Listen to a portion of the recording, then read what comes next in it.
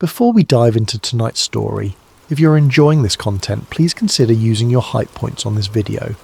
It truly helps the channel more than you possibly know, and we deeply appreciate your support. Also, if you'd like, drop a comment letting us know what time it is, where you are, and where in the world you're listening from. We love seeing where everyone is tuning in from, but only if you want to share. Now, let's begin. Imagine for a moment that humanity's greatest mistake wasn't reaching too far into space, but looking too deep into our own oceans. Imagine that beneath miles of dark water, something was found that was never meant to be disturbed. Something ancient, something aware, something that had been watching us long before we ever thought to watch the stars. In 1978, a NASA contractor recorded 18 minutes of footage that would never be shown to the public. 3 weeks later, he was dead. Within a year, NASA abandoned all ocean exploration and never gave a real explanation why. This is not a story about what might be out there in space. This is a story about what we found down here, and why someone decided we should never look again. This is the story of why NASA really left the ocean. The Abyss Protocol, why NASA really left the ocean.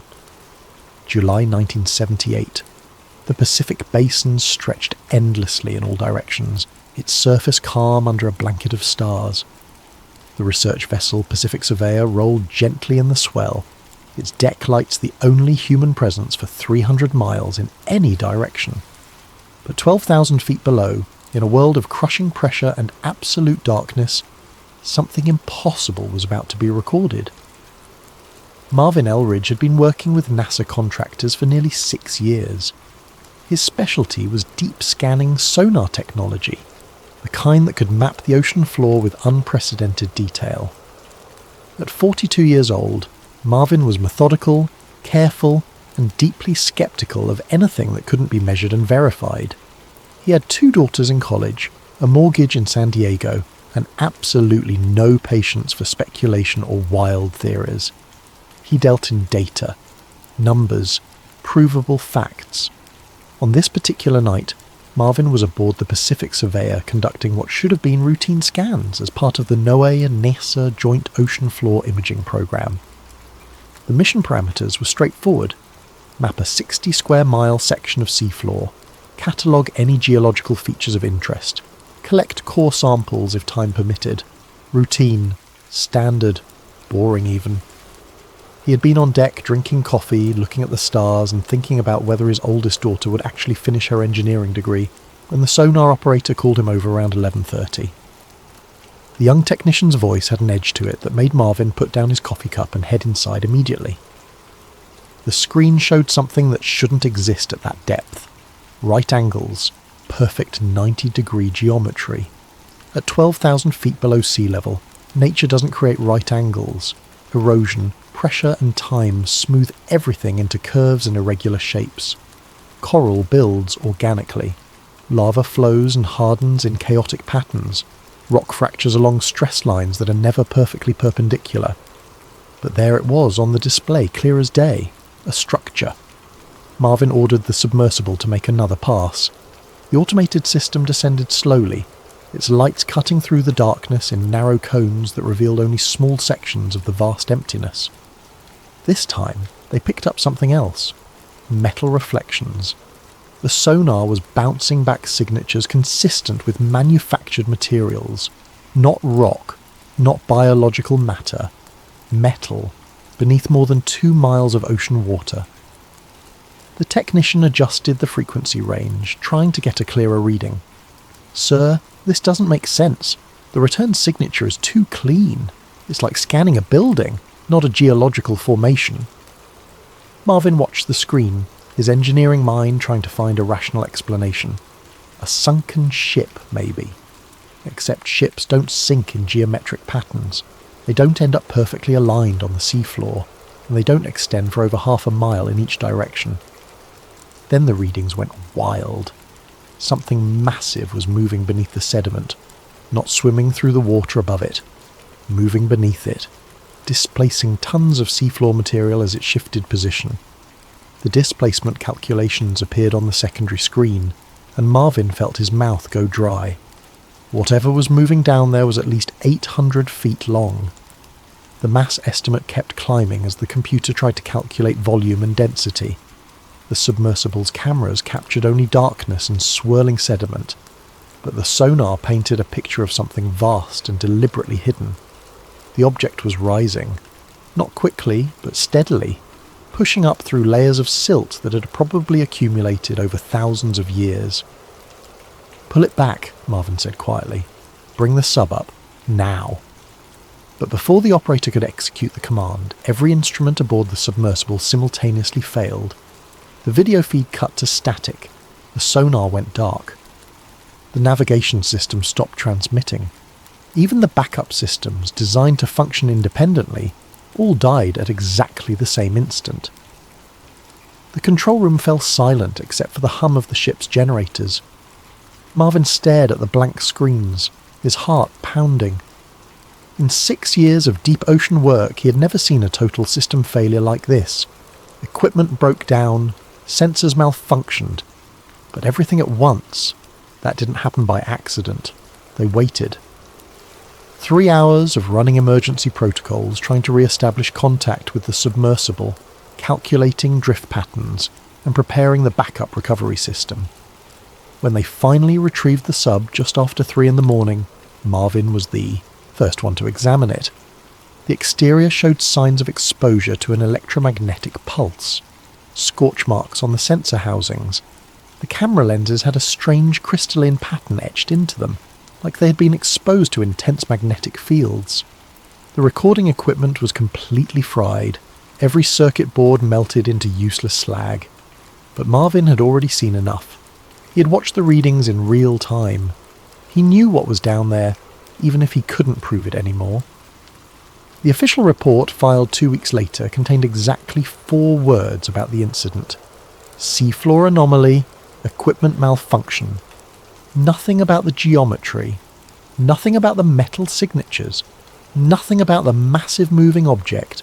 Just equipment malfunction.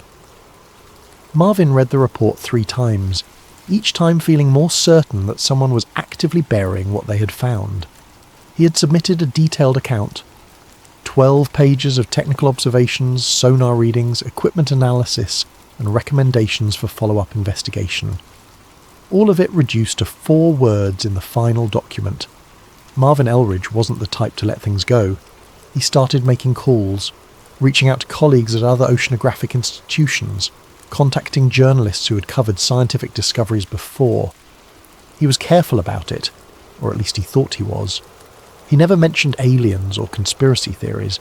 He just talked about anomalous readings that deserved further study. He used technical language. He cited data. But someone was listening to those calls. Someone was reading those emails. And someone decided that Marvin Elridge was becoming a problem. 3 weeks after he started making noise, Marvin died in a single car accident on Interstate 5, just north of San Diego. It was a clear Tuesday morning. No rain, no fog, excellent visibility. Traffic was light. According to witnesses, his car had been travelling normally in the right lane when it suddenly accelerated, veered across 3 lanes of traffic, and crashed into the centre divider at over 90 miles per hour. The police report called it mechanical failure. The accident investigation found that his brake lines had corroded through completely. Strange, the investigator noted in his report, because the vehicle had passed a safety inspection just 1 month earlier with no issues noted. Strange too that all 4 brake lines had corroded in exactly the same way, at exactly the same rate, as if someone had deliberately weakened them with chemicals designed to fail after a specific period of time. But those observations stayed in the investigator's notes and never made it into the official conclusion. Mechanical failure, accidental death, case closed.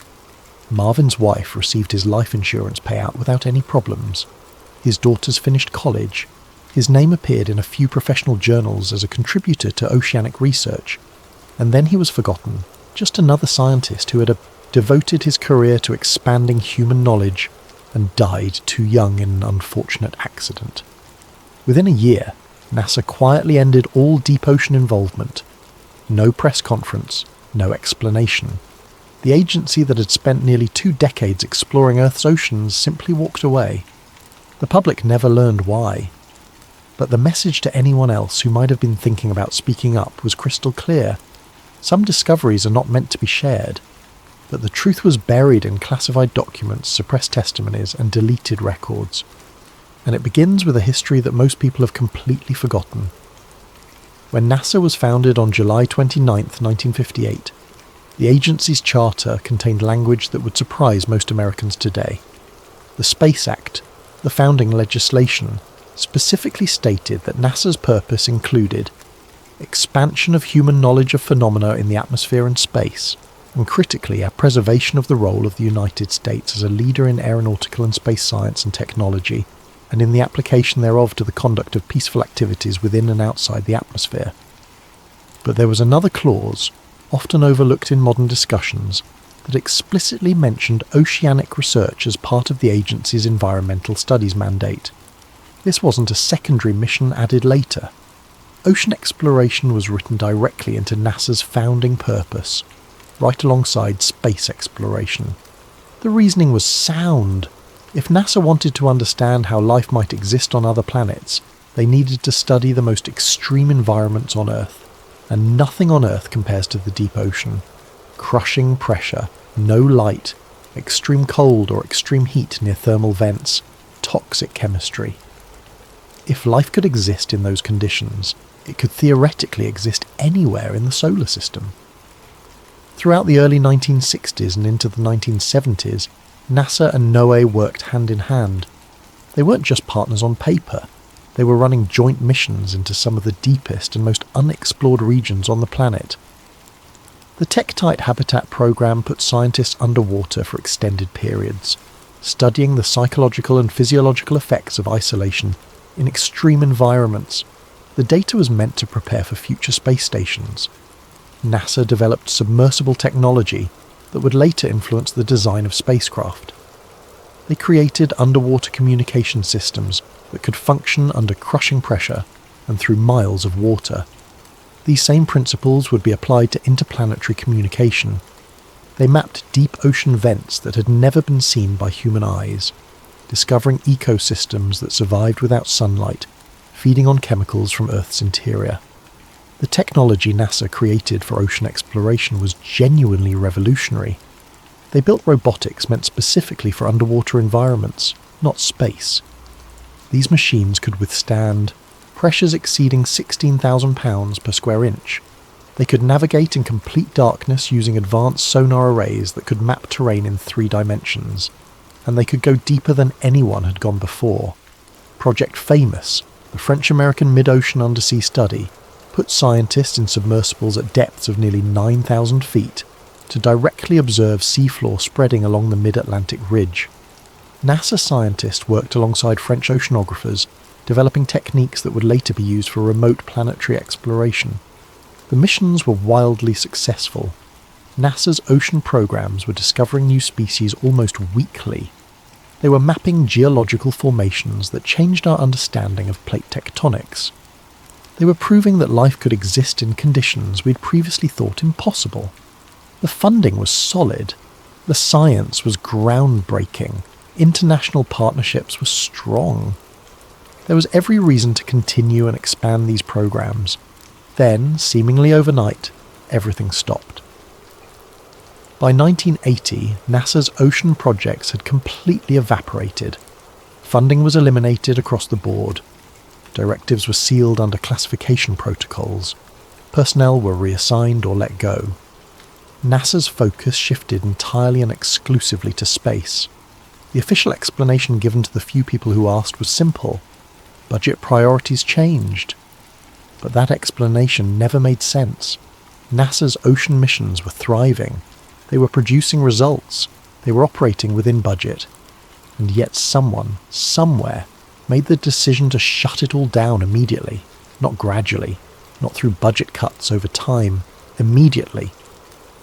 The timing was unusual for another reason. This was the same period when deep ocean exploration technology had finally advanced to the point where humanity could access the deepest trenches on Earth.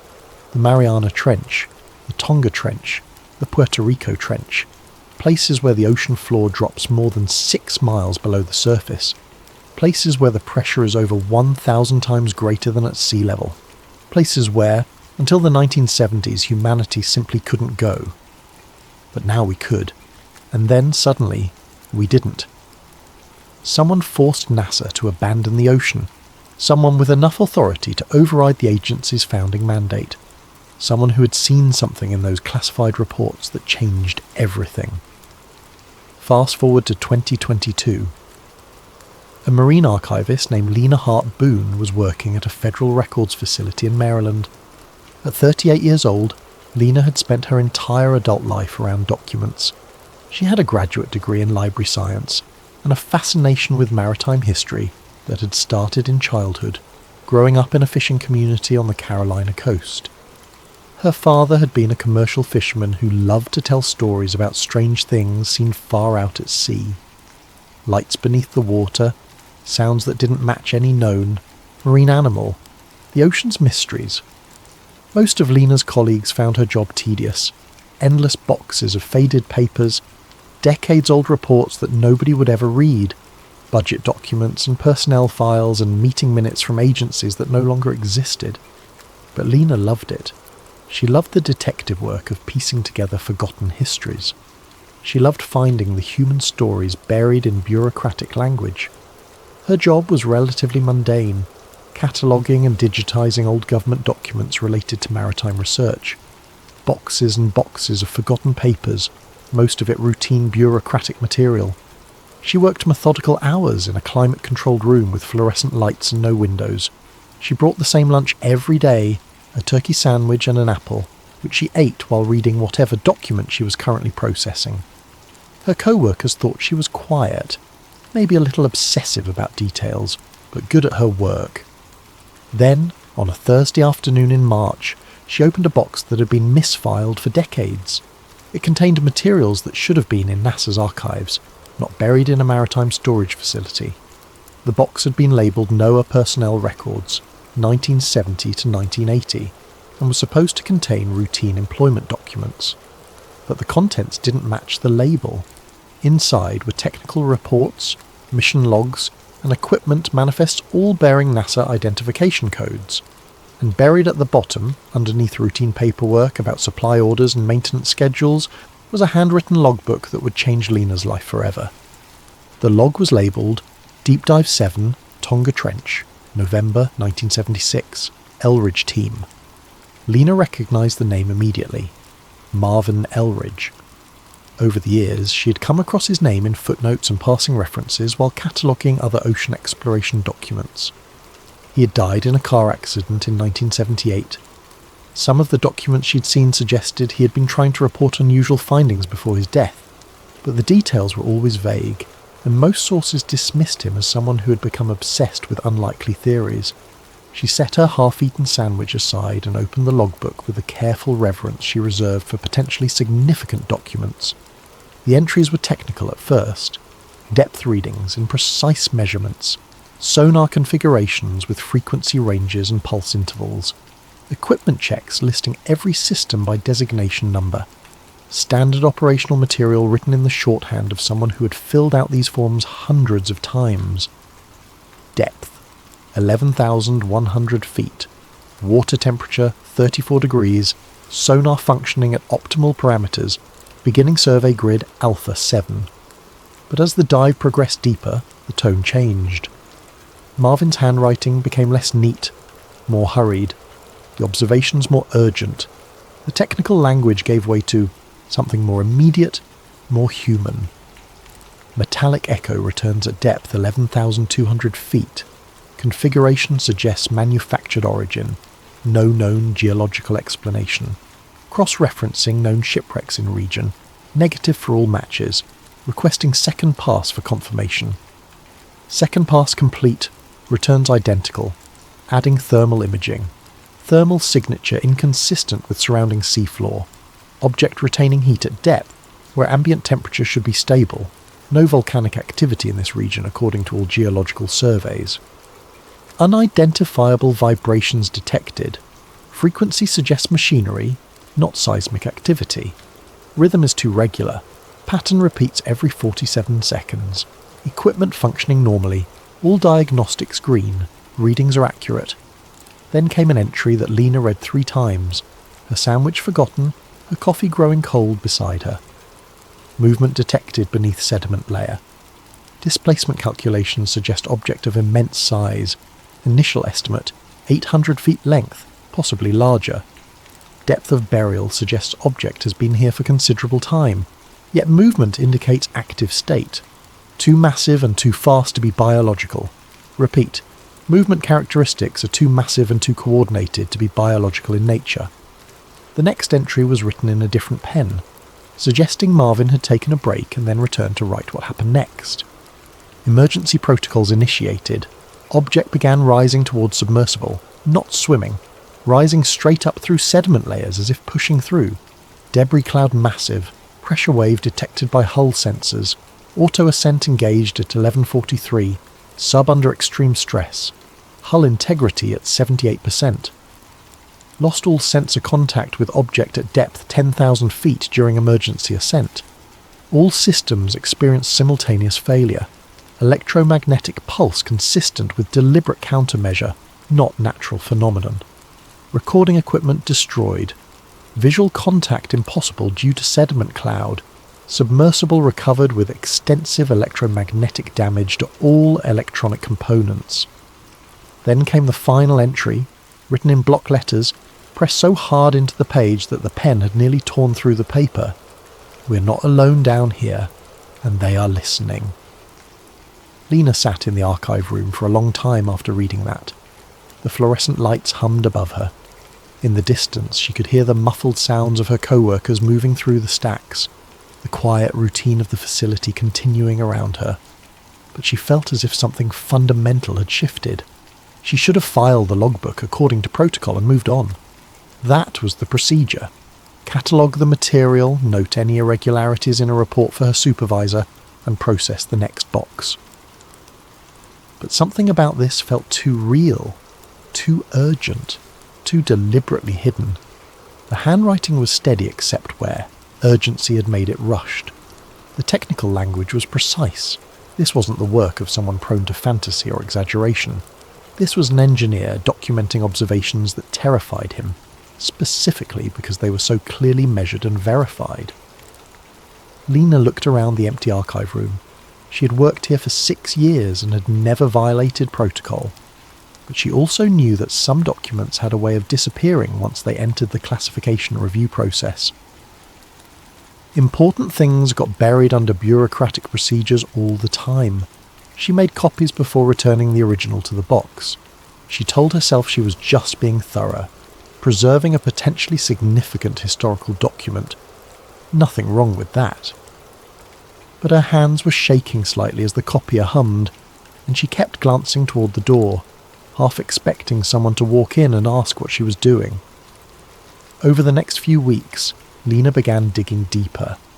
She found a memorandum dated March 1979, stamped with the highest classification markings she had ever seen in maritime archives. The memo was partially redacted, but certain elements were still visible. It was signed by Robert Ballard, the famous deep-sea explorer who would later discover the wreck of the Titanic. It was also signed by Robert Frosch, who was NASA administrator at the time. And there was a third signature line, but the name had been completely blacked out. Not just redacted with a thin line, but covered with heavy black marker, as if someone had been particularly determined to ensure that name never became public. The visible portion of the memo stated, "All oceanic anomaly investigations are to be transferred to a separate classification unit effective immediately. Standard scientific protocols are suspended for designated coordinates pending Department of Defense review." Lena searched every database she had access to. She found no record of NASA ever establishing such a classification unit, at least not publicly. Whatever they had found in the deep ocean, it had been transferred to something beyond normal oversight, something that answered to the military, not civilian science agencies. She needed more information. She needed proof that this wasn't just the paranoid ramblings of one contractor who had seen something he couldn't explain. She needed evidence that the pattern was bigger. She found it in the Navy archives. Through careful requests and legitimate research credentials, Lena gained access to partially declassified Navy sonar logs from the 1970s. These were routine submarine patrol reports that had been sitting in storage for decades. Most of it was exactly what you'd expect: position reports, depth readings, contact tracking of other vessels. But scattered throughout the logs were entries that stood out, references to unidentified submerged objects that appeared on sonar and then vanished, reports of sudden accelerations that were physically impossible for any known submarine technology, acoustic shadows that resembled large structural masses but appeared in locations where no structures should exist, and the locations matched: the Tonga Trench, the Puerto Rico Trench, the Mariana Trench, the three deepest places on Earth, the same places where NASA had been conducting their most advanced deep ocean exploration right before they were ordered to stop. The Navy reports used careful language. They never said alien or unknown intelligence. They said things like anomalous contact and unidentified acoustic phenomenon. But the pattern was clear. Something was down there. Multiple Navy vessels had detected it over the course of years, and someone had decided that civilian scientists needed to stop looking. Lena knew she needed to talk to someone who had been there, someone who had worked on NASA's ocean programs and might be willing to talk about what really happened. She found Harlan Vick living in a retirement community in Florida, in a modest apartment that overlooked a small artificial lake. He had worked as a propulsion engineer for NASA from 1964 until his retirement in 1991. His work had focused on developing systems that could function in extreme environments, both space and ocean. His personnel file, which Lena had accessed through legitimate research channels, showed commendations for innovative solutions to pressure vessel design and deep water propulsion systems. When Lena called him and explained what she had found, there was a long silence on the other end of the line. She could hear him breathing, could almost feel him deciding whether to hang up or engage. Then Harlan said something that made her book a flight to Florida the next day. "I was wondering when someone would finally start asking the right questions. I'm 83 years old.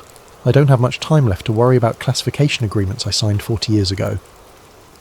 They met at a small cafe near his retirement community 3 days later. It was a quiet place, mostly empty in the mid-afternoon between lunch and dinner rushes.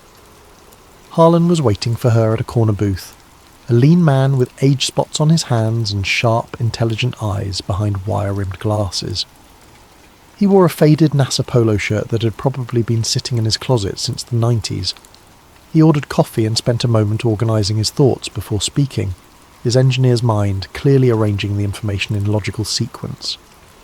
NASA's interest in the oceans was never really about marine biology or geology, he began, his voice quiet but steady.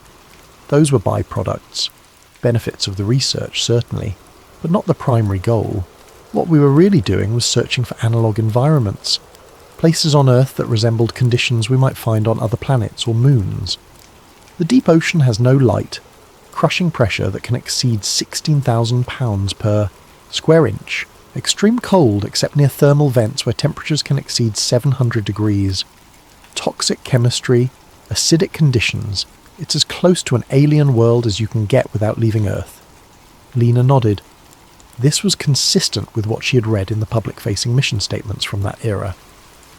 Europa, Jupiter's moon, has an ocean beneath miles of ice.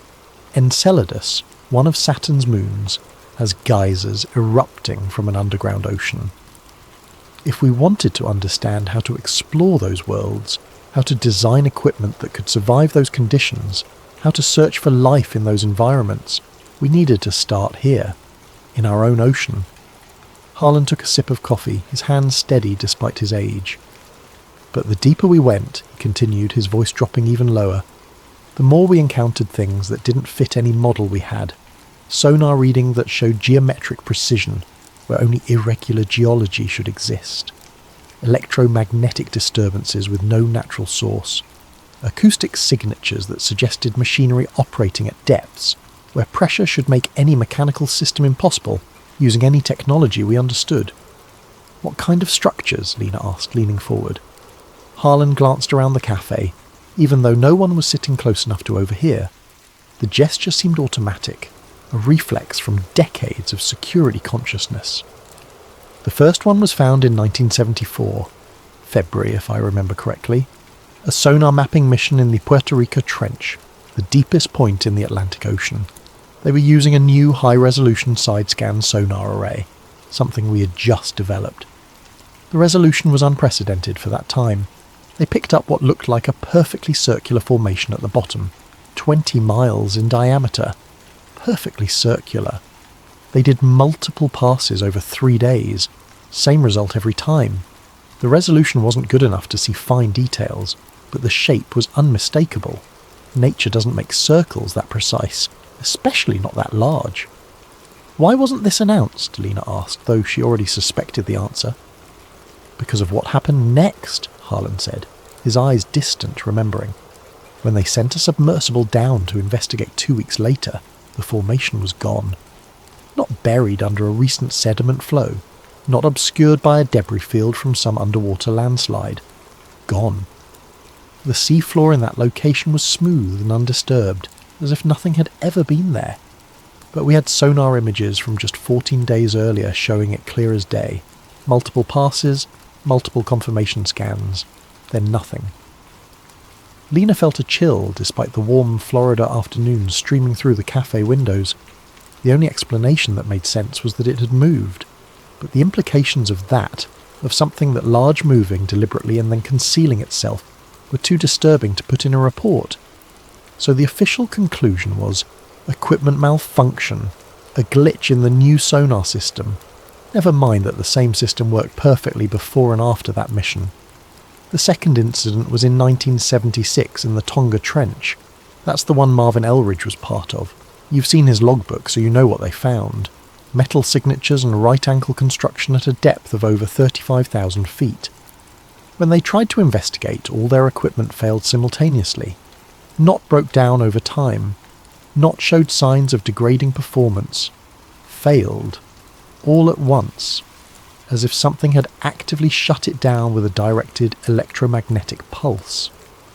Harlan paused, and Lena could see him deciding how much to share. And the third, she prompted gently, Mariana Trench, November 1977, a joint mission with the Navy. They weren't looking for anything unusual.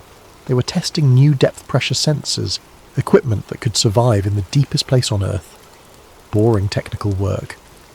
But what they found was a massive object sitting on the ocean floor at a depth of 35,800 feet. The sonar images showed what looked like a vessel or structure, except it was too large to be anything humanity has ever built. Length estimated at over 1/2 mile, width approximately 200 feet.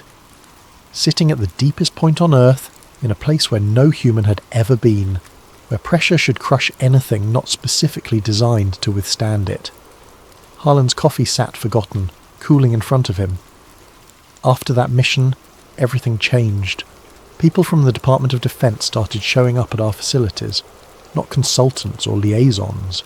People with serious security clearances who didn't introduce themselves or explain why they were there. Scientists were pulled aside for private meetings. Documents were reclassified retroactively. And then, very quickly, all ocean programs were shut down. Money was reallocated to space programs. Personnel were reassigned or encouraged to retire. And we were told, very clearly through official and unofficial channels, that we were to focus exclusively on space from that point forward. Did they ever tell you why? Lena asked. Harlan looked at her directly, his engineer's mind clearly deciding to trust her with something he had kept quiet for decades. Not officially. But the rumour among those of us who had been there long enough, who knew how to read between the lines of classified briefings, was simple. Something in the ocean had responded to us.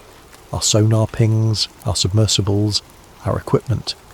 We had been noticed, observed, scanned, evaluated, and someone at the highest levels of government decided that the appropriate response was to leave it alone, to stop probing, to stop investigating.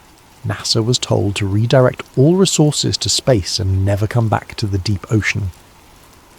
Lena spent hours with Harlan that day, filling notebook after notebook with details.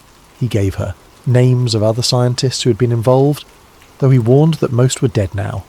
He provided specific dates and mission numbers that she could cross-reference. He described technology that had never been publicly acknowledged. Pressure vessels capable of withstanding depths that the official record claimed were impossible at the time.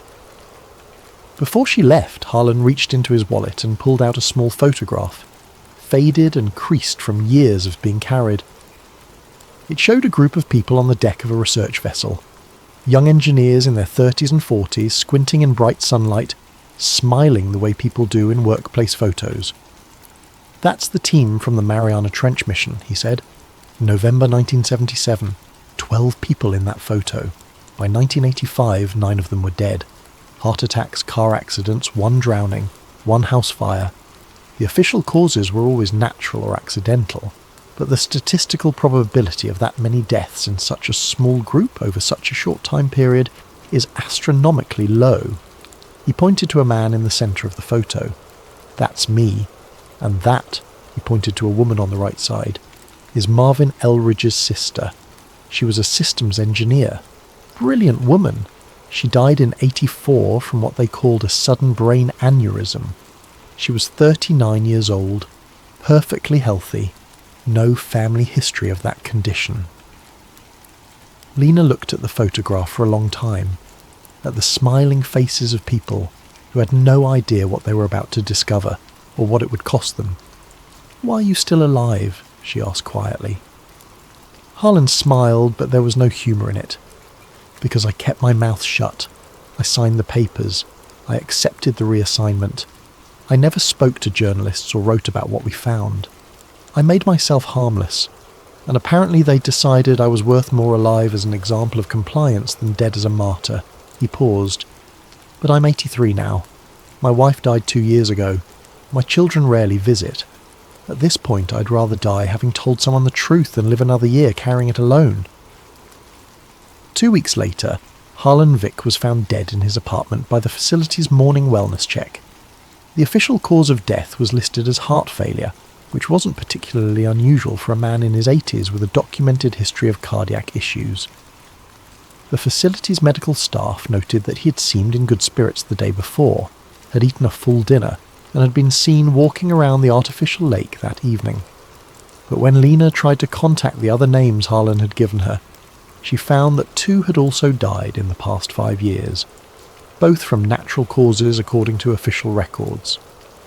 The other 3 names turned up no results at all, as if those people had never existed or had their identities completely scrubbed from all databases.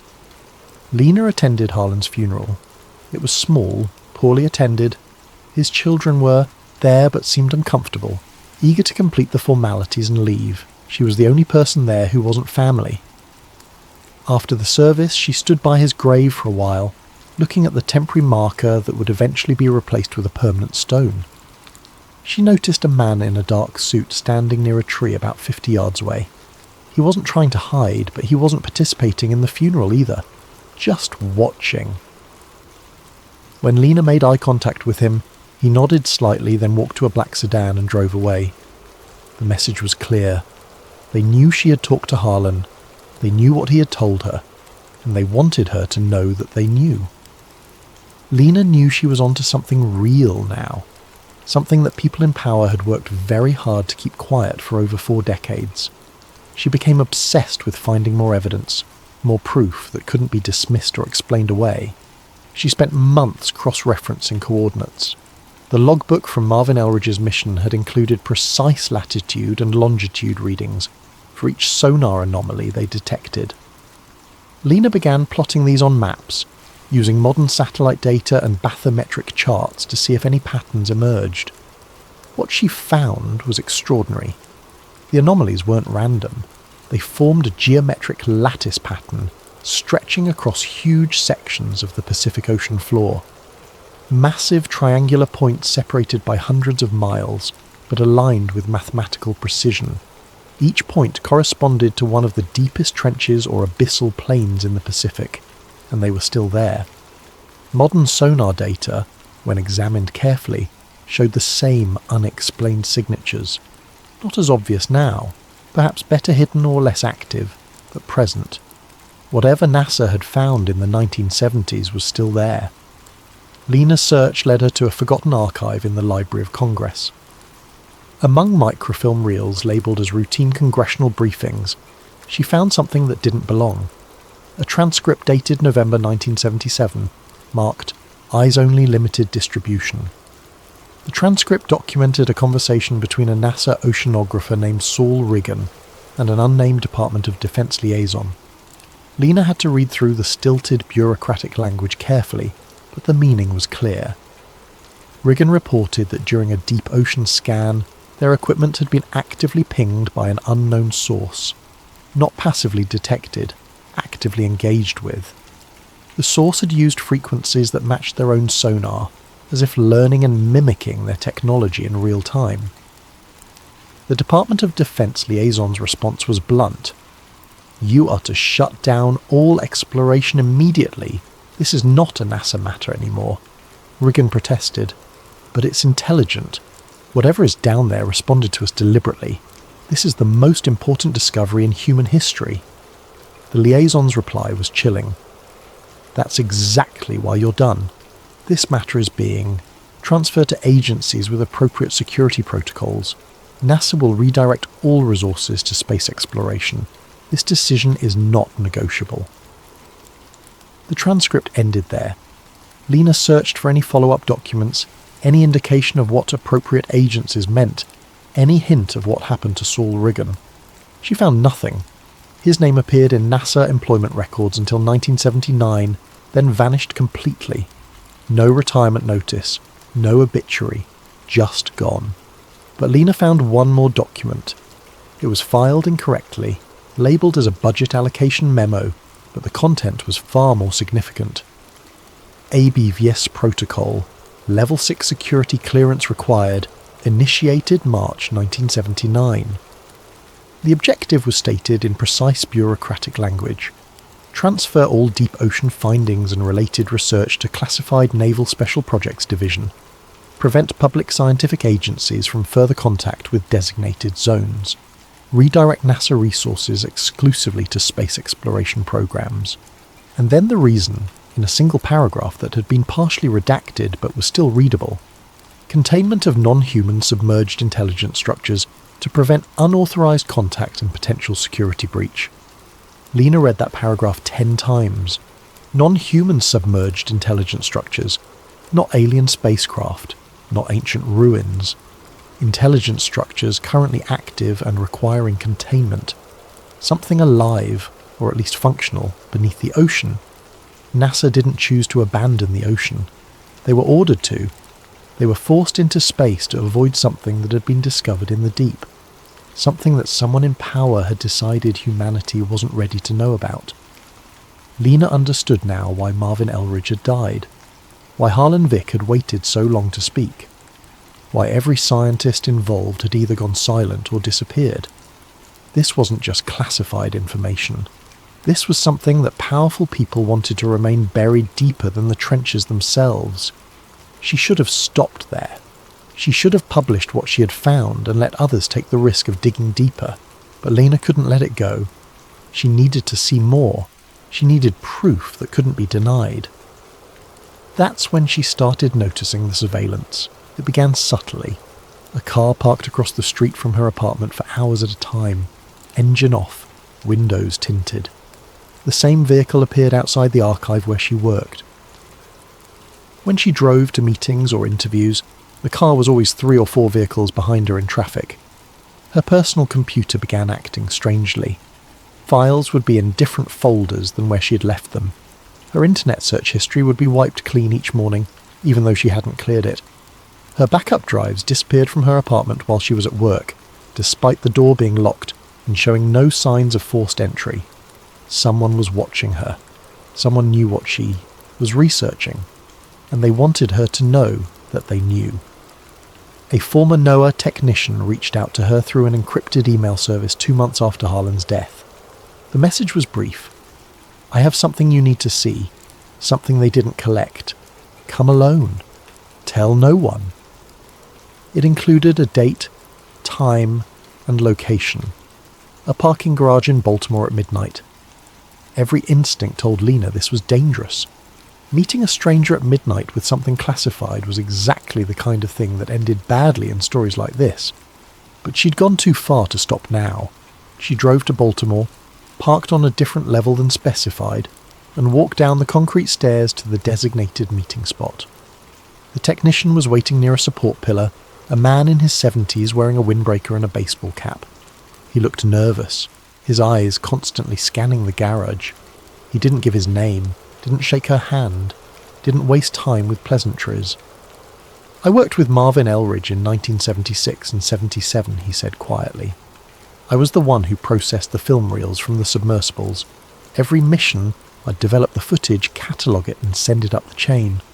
After the Tonga Trench incident, men in suits showed up and collected everything. Every reel, every photograph, every piece of paper. They went through our facility like it had been raided." He handed her a metal film canister, old and dented, with faded labels barely visible in the dim garage lighting. "This is from the Elridge mission. Dive 7. I made a copy before they collected the originals. I've kept it hidden for 46 years. I buried it in my backyard inside a waterproof container. I told myself I was keeping it for history, for proof, but really I think I was just too afraid to destroy it, and too afraid to show it to anyone. My wife died last year. My kids don't talk to me. I have cancer. The doctors say I have 6 months, maybe less. I don't know what to do with this anymore, but I know it shouldn't die with me. Maybe you'll know what to do with it." He turned to leave, then stopped and looked back at her. "They killed him, you know. Marvin. It wasn't an accident. He called me 3 days before he died. Said people were following him. Said his house had been searched while he was at work. Nothing taken, but everything subtly moved. Drawers not quite closed the way he left them. Papers in slightly different positions. He knew what was coming. He told me to destroy anything he had ever given me, to forget everything we had talked about. I wish I had listened." Then he walked away, his footsteps echoing in the empty garage, and was gone. Lena stood there for several minutes, holding the film canister, feeling its weight, understanding that she was now holding something that people had killed to keep hidden. She took the film to a professional restoration service in Virginia, driving 2 hours out of her way, paying cash, and claiming it was family footage from a deep-sea fishing trip in the 70s. The technicians were more interested in the technical challenge than the content. Film this old, stored in less than ideal conditions, required careful handling. They cleaned it, stabilised it, and digitised it over 3 days. When Lena finally watched the restored footage on her laptop in a motel room, sitting in the dark with headphones on, she understood why this had been classified, why people had died, why an entire federal agency had been redirected away from the ocean. The video showed the view from a submersible's external camera, the timestamp in the corner marking it as November 17, 1976 at 22:43 hours. Depth reading, 11,280 feet. At first, there was only darkness and the occasional particle drifting past the lens, caught in the submersible's powerful lights. The view swayed gently as the craft moved through the water. Then the lights illuminated something that made Lena pause the video, rewind, and watch again to confirm she wasn't seeing things. A massive curved surface, clearly metallic, extending beyond the reach of the lights in all directions. The texture was smooth, but not perfectly so. There were patterns etched or moulded into the surface, geometric designs too regular to be corrosion or damage. They looked deliberate, designed. The material itself had a strange quality to it, reflecting the lights in a way that seemed almost to absorb them, creating a darkness that was deeper than the surrounding water. The submersible moved along the surface, and the camera captured more details. What appeared to be seams where different sections met, too precise to be natural geological features. Structures that might have been protrusions, sensors, or ports of some kind. Curved indentations that could have been anything from decorative elements to functional openings. And then something that looked unmistakably like a window. A circular opening, about 15 feet in diameter, filled with what might have been transparent material, though it was impossible to tell in the murky water and dim light. The surface around it had additional geometric patterns, as if marking it as significant. The submersible's lights focused on the window, and Lena watched this section frame by frame, advancing through the video one image at a time. For 3 frames, barely a tenth of a second of real time, something appeared in the reflection of the glass or whatever material filled that circular opening. A shape. Definitely a shape. Not a trick of light or a distortion from the water. Something inside the structure, moving past the window. The resolution wasn't good enough to make out details. It could have been machinery. It could have been something else. But it was there, visible, real, captured on film. Then the lights failed. The video feed dissolved into static, but the recording continued, the timestamp still, advancing. The audio kept running, and Lena had to increase the volume to hear what came next. A low-frequency tone, deep and resonant, felt more than heard even through laptop speakers. Not the sound of machinery or water pressure or any mechanical system she recognized.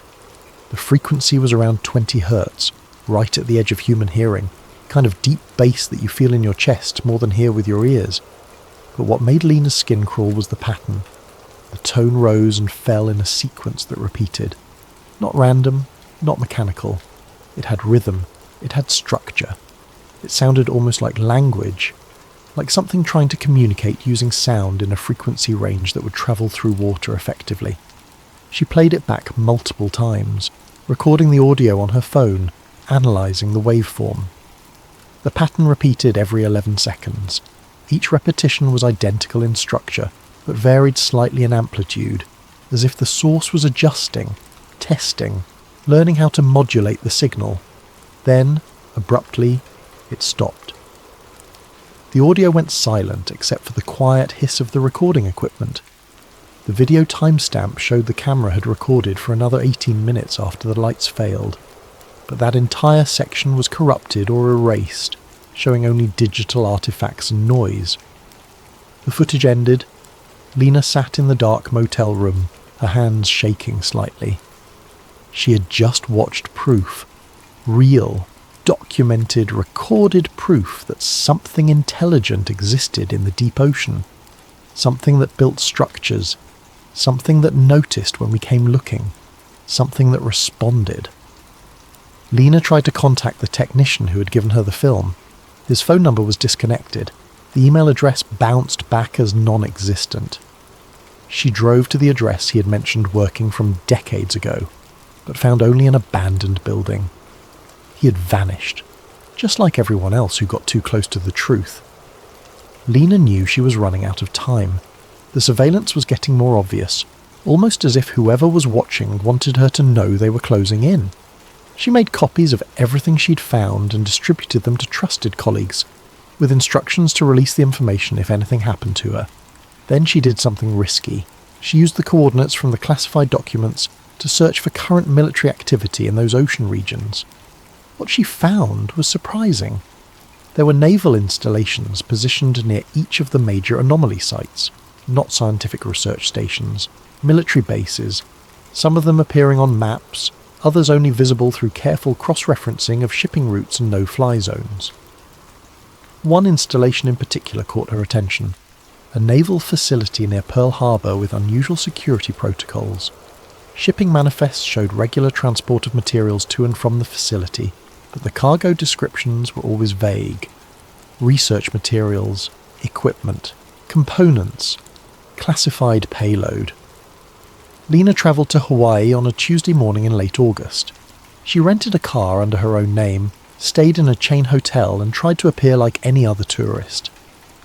But she spent her days carefully observing the naval facility from various vantage points, using hiking trails and public beaches that offered distant views of the installation. The security was extraordinary. Multiple perimeter fences, each one taller than the last, guard towers with visible security personnel, sensor arrays that covered every approach, motion detectors, cameras, lights powerful enough to turn night into day. She watched security patrols follow precise patterns, vehicles checking the perimeter every 40 minutes like clockwork. But what interested her most was the shipping activity. Large trucks arrived multiple times per day, always with military police escorts. The containers they carried were standard military issue, but several had markings she could make out through her long lens camera. Abyss. Non-terrestrial materials. Level 6 clearance required. Non-terrestrial materials. The same classification code from the 1979 protocol document. The same code that appeared in the classified memos she'd copied. They were still actively engaged with whatever had been found in the deep ocean. This wasn't ancient history being studied in some forgotten warehouse. This was ongoing, current, active. Lena spent 3 days photographing the facility, documenting the security procedures, noting the arrival and departure patterns. She was careful never to stay in one location too long, never to appear too interested, never to do anything that might flag her as surveillance. But on the third evening, as she sat in her rental car at a scenic overlook several miles from the facility, she noticed a black SUV parked 3 spaces down from her. It had been there when she arrived 30 minutes earlier, and it hadn't moved. The windows were tinted, but she could see the faint silhouette of someone inside. She started her car and drove back toward her hotel. The SUV followed, maintaining a consistent distance of 3 or 4 vehicles behind her, not trying to hide, making sure she knew they were there. Lena's heart rate increased, but she forced herself to drive normally.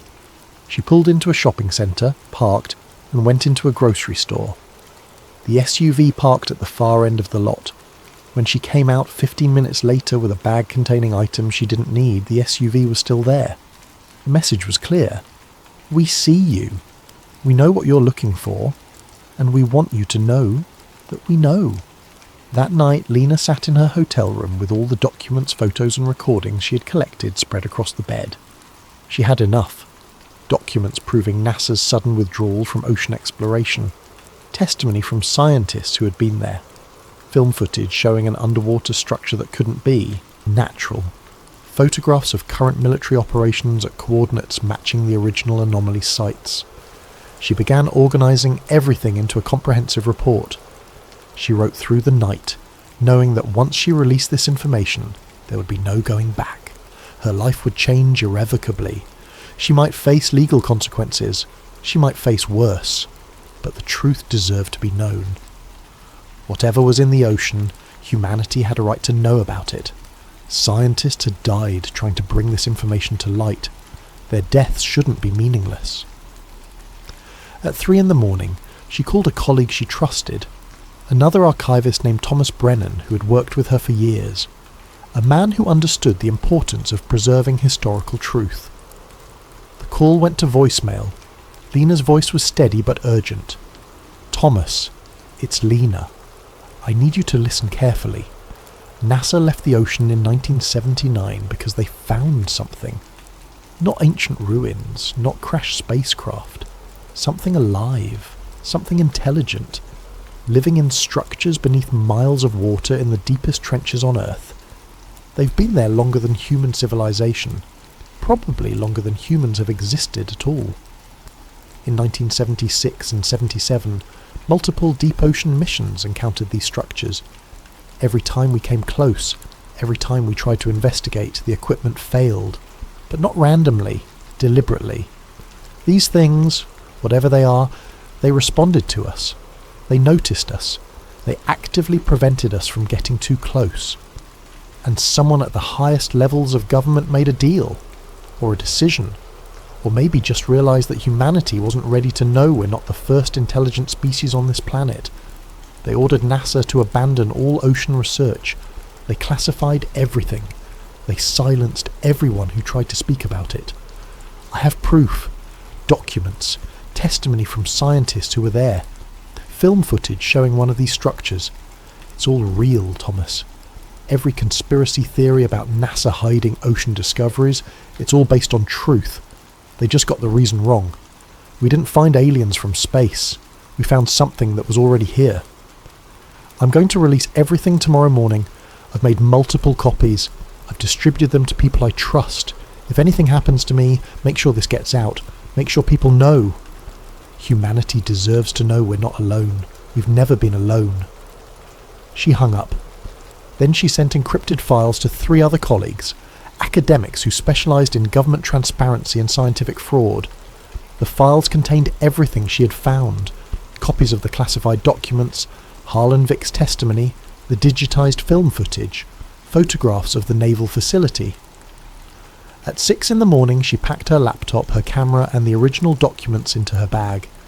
She checked out of the hotel and started driving toward Honolulu International Airport. Her flight wasn't until evening, but she wanted to be somewhere public, somewhere with security cameras and witnesses.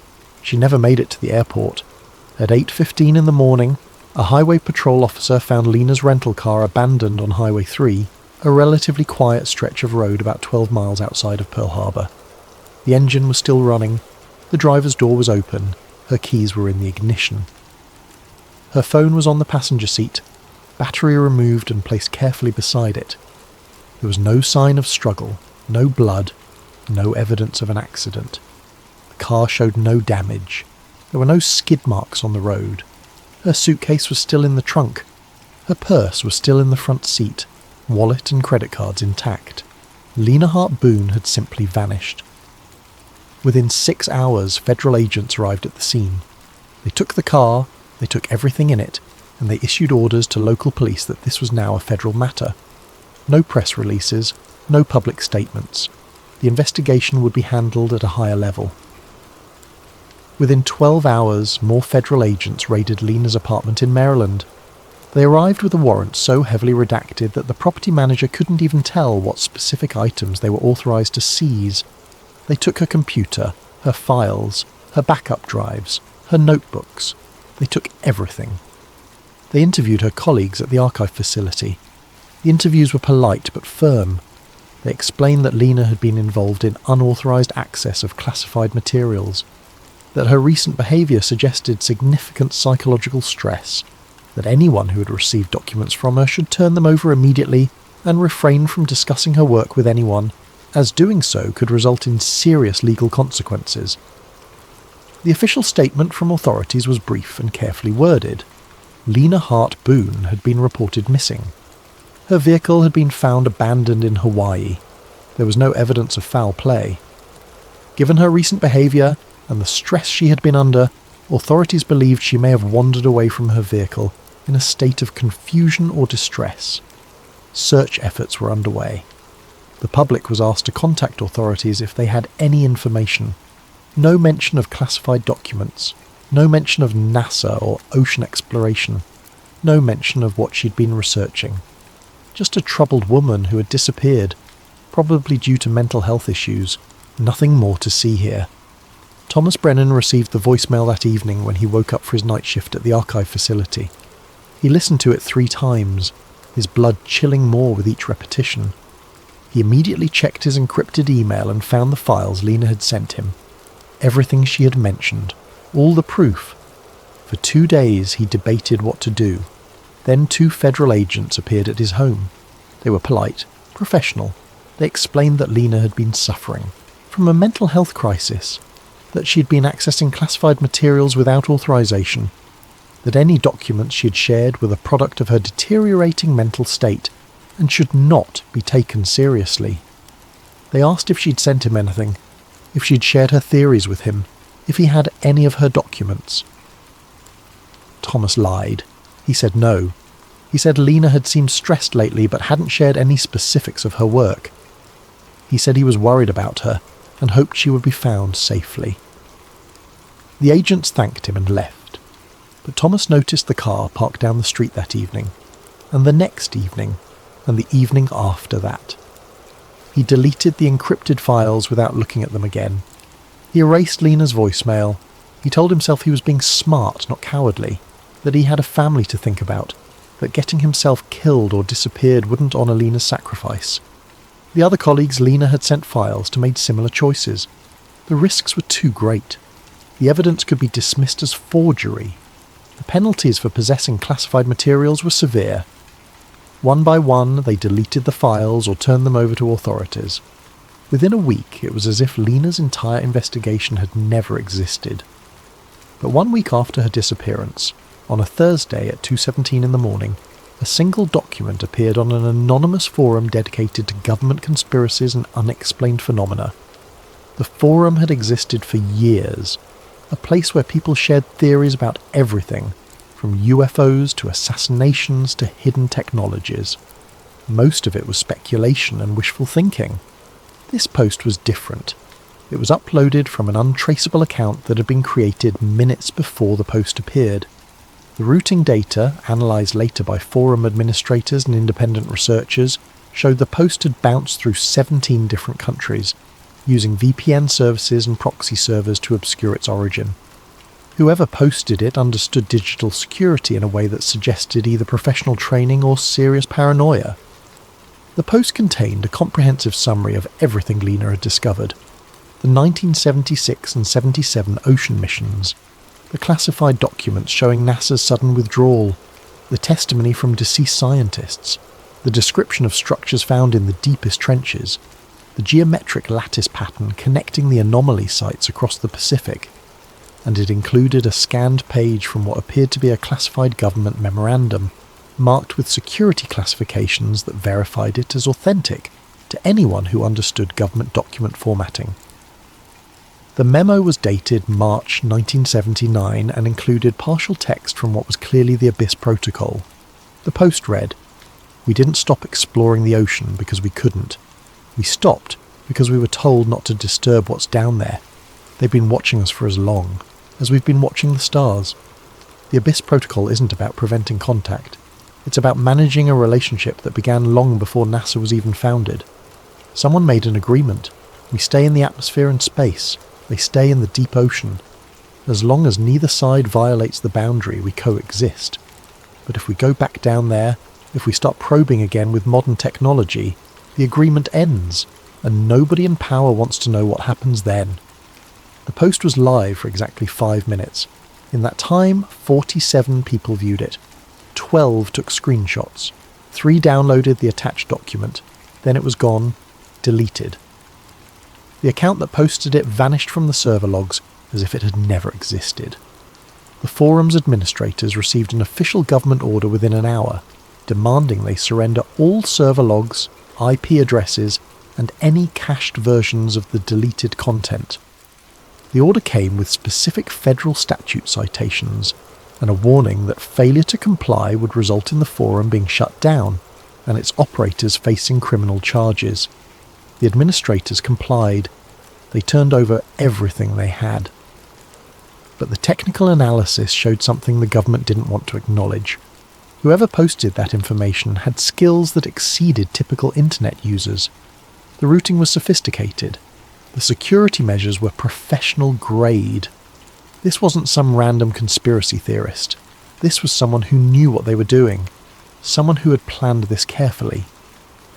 The 12 people who had taken screenshots began sharing them on other platforms: Reddit, Twitter, obscure forums dedicated to ocean mysteries. For about 48 hours, the story gained traction. People debated whether the documents were real. Amateur analysts examined the formatting and concluded the memo appeared authentic. Researchers dug into NASA's history and confirmed that the agency had indeed abandoned ocean programs in the late 1970s with minimal explanation. Then the systematic suppression began. Posts were removed from major platforms, sometimes within minutes of being uploaded. Accounts were suspended for spreading misinformation. Fact-checking organisations issued statements saying the documents had been examined and deemed false, though they never explained who examined them or what specific evidence proved them fraudulent. Within a week, the story had been effectively scrubbed from mainstream internet platforms. It remained only in the darker corners of the web, on encrypted forums and conspiracy sites where it blended in with hundreds of other unverifiable claims about government secrets. The official narrative became fixed. Lena Hart Boone had experienced a mental health crisis. She had developed paranoid delusions about government cover-ups. She had fabricated or altered documents to support her theories.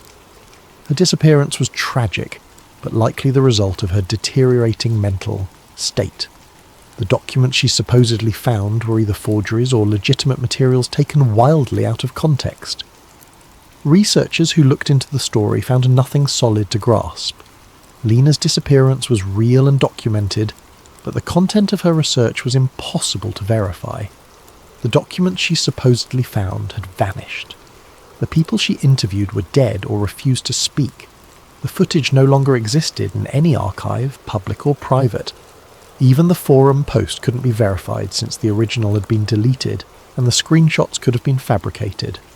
For a few weeks, the story circulated among communities interested in government conspiracies and hidden knowledge. Then it faded, replaced by newer theories and more recent mysteries. Lena Hart Boone became another name on a long list of people who claimed to have found something significant, and then disappeared. Another unsolved mystery, another story that couldn't be proven or disproven. But in late October 2023, on a Saturday morning when most of America was sleeping in or having breakfast with their families, something happened that brought the whole story roaring back. A satellite image appeared on an anonymous image-sharing platform. Not one of the major social media sites, but a smaller platform used primarily by researchers and scientists to share large technical files. The image was uploaded at 6:32 in the morning Eastern Time from an account with no history, no profile information, and a username that was just a random string of numbers and letters. The metadata had been carefully stripped from the image file, making it impossible to determine when or by what satellite it had been captured. But analysis of the photograph itself, conducted later by independent researchers with expertise in satellite imaging, suggested it came from a commercial constellation that provided high-resolution ocean imagery for scientific research. The specific characteristics of the image, the angle, the resolution, and the wavelength sensitivity all matched known specifications of satellites operated by a European space agency that sold data commercially. The image showed a section of the Mariana Trench, the deepest point on Earth, Challenger Deep, nearly 7 miles below the ocean surface, over 35,000 feet down, a place where pressure exceeds 16,000 pounds per square inch, a place where humans have visited only 4 times in all of history. The last visit had been 2 years earlier.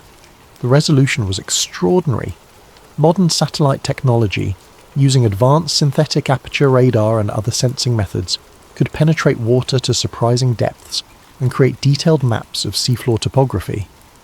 This image had been processed to show bathymetric features with clarity that was almost shocking. And visible in the image, clear enough to leave absolutely no doubt, was a perfectly symmetrical hexagonal structure. Each side measured over 10 miles in length.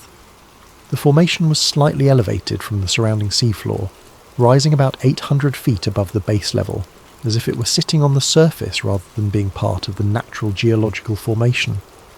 The edges were too precise to be natural, the angles too perfect, the symmetry too exact. But what made the image truly extraordinary was the thermal data overlaid on the visual imagery.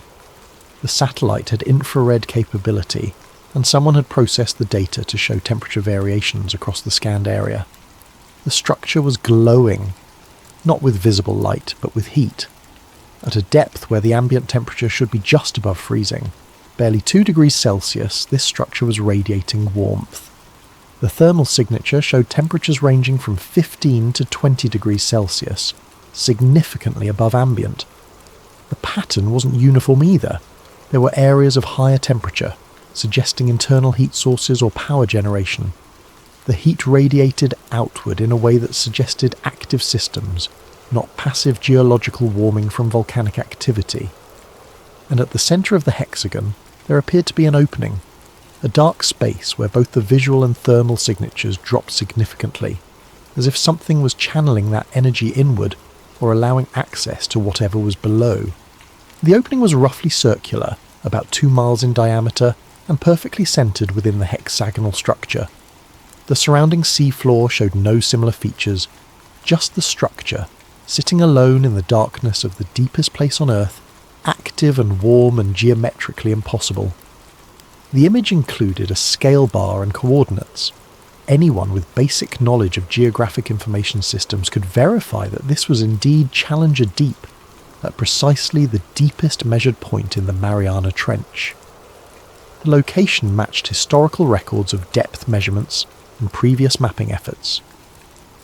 Within the first hour, the image was viewed by 300 people, scientists, researchers, ocean enthusiasts, and people who followed maritime mysteries. Many of them downloaded the full resolution file. Some immediately began analysing it, checking the metadata, examining the pixels for signs of manipulation or forgery. Their initial findings were disturbing. The image didn't show obvious signs of digital manipulation. The noise patterns were consistent with legitimate satellite imagery. The compression artifacts looked natural, with thermal data aligned properly with the visual data in ways that would be extremely difficult to fake convincingly. The post that accompanied the image contained no explanation, no manifesto, no detailed claims. Just the image and a title that sent chills through everyone who read it. NASA was right to leave. Within 6 minutes of being posted, the image was gone. The account deleted. The platform's administrators later reported that they had received what appeared to be an automated takedown request citing national security concerns. The request had come with federal authentication codes that the administrators had no way to verify or challenge. But by then, it was too late. 300 downloads had already been made, screenshots had been captured, the image had been shared to other platforms, and once something reaches the internet, it never truly disappears. Over the next 48 hours, the image spread. Reddit communities dedicated to ocean mysteries erupted in debate. Twitter accounts shared compressed versions. YouTube videos analysing the image began appearing, some racking up hundreds of thousands of views before they too were removed for unspecified violations of community guidelines. Independent analysts worked to verify the image's authenticity. Several with expertise in satellite imaging concluded that it appeared to be legitimate. The thermal characteristics were consistent with real infrared data. The bathymetric details matched known features of the Mariana Trench. If it was a fake, it was an extraordinarily sophisticated one that would have required access to genuine satellite data and considerable technical expertise. But verification was impossible, because nobody could identify the source satellite or the capture date. The European Space Agency that operated the most likely satellite constellation denied having any knowledge of the image. When pressed for their own imagery of that location, they stated that their satellites didn't routinely image Challenger Deep due to limited commercial interest, and any existing imagery was restricted for purchase by licensed researchers only. Governments refused to comment. NASA issued a carefully worded statement saying they had no current ocean exploration programs and couldn't verify the authenticity of any images being circulated on social media. They encouraged people to be skeptical of unverified information from unknown sources. The Navy simply declined to respond to inquiries from journalists. The National Oceanic and Atmospheric Administration released a statement explaining that seafloor features could sometimes appear geometric due to natural geological processes, and that thermal anomalies near trenches were often caused by volcanic activity or unique pressure conditions. They made no specific reference to the image in question, and didn't address why this particular formation was so perfectly hexagonal, or why it was located at a point with no known volcanic activity. But researchers who knew where to look found something interesting that couldn't be easily dismissed or explained away. In the weeks following the leaked image, there was a significant and measurable increase in military ship activity near the Mariana Trench. Data from commercial ship tracking services, which monitor vessel movements using AS transponders, showed unusual patterns. Naval vessels that official records claimed were conducting routine exercises in other parts of the Pacific had their transponders go dark for extended periods. When they reappeared, their position suggested they had been operating near the Mariana Trench during those dark periods. Submarine activity, which is harder to track but can be inferred from support vessel movements, and military communication patterns also increased. Attack submarines require surface support ships for long-range operations. The movement of these support vessels suggested increased submarine presence in the region.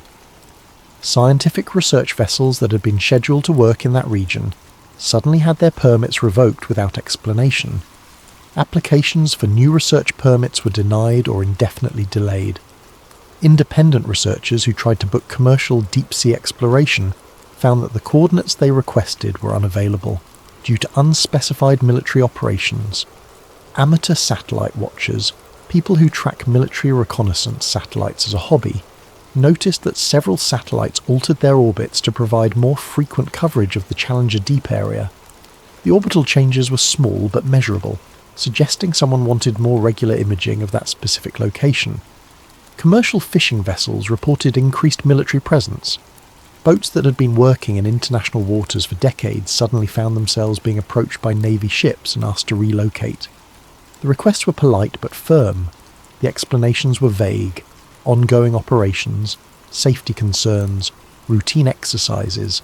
But the fishing captains who had worked those waters for years had never seen that kind of military activity before.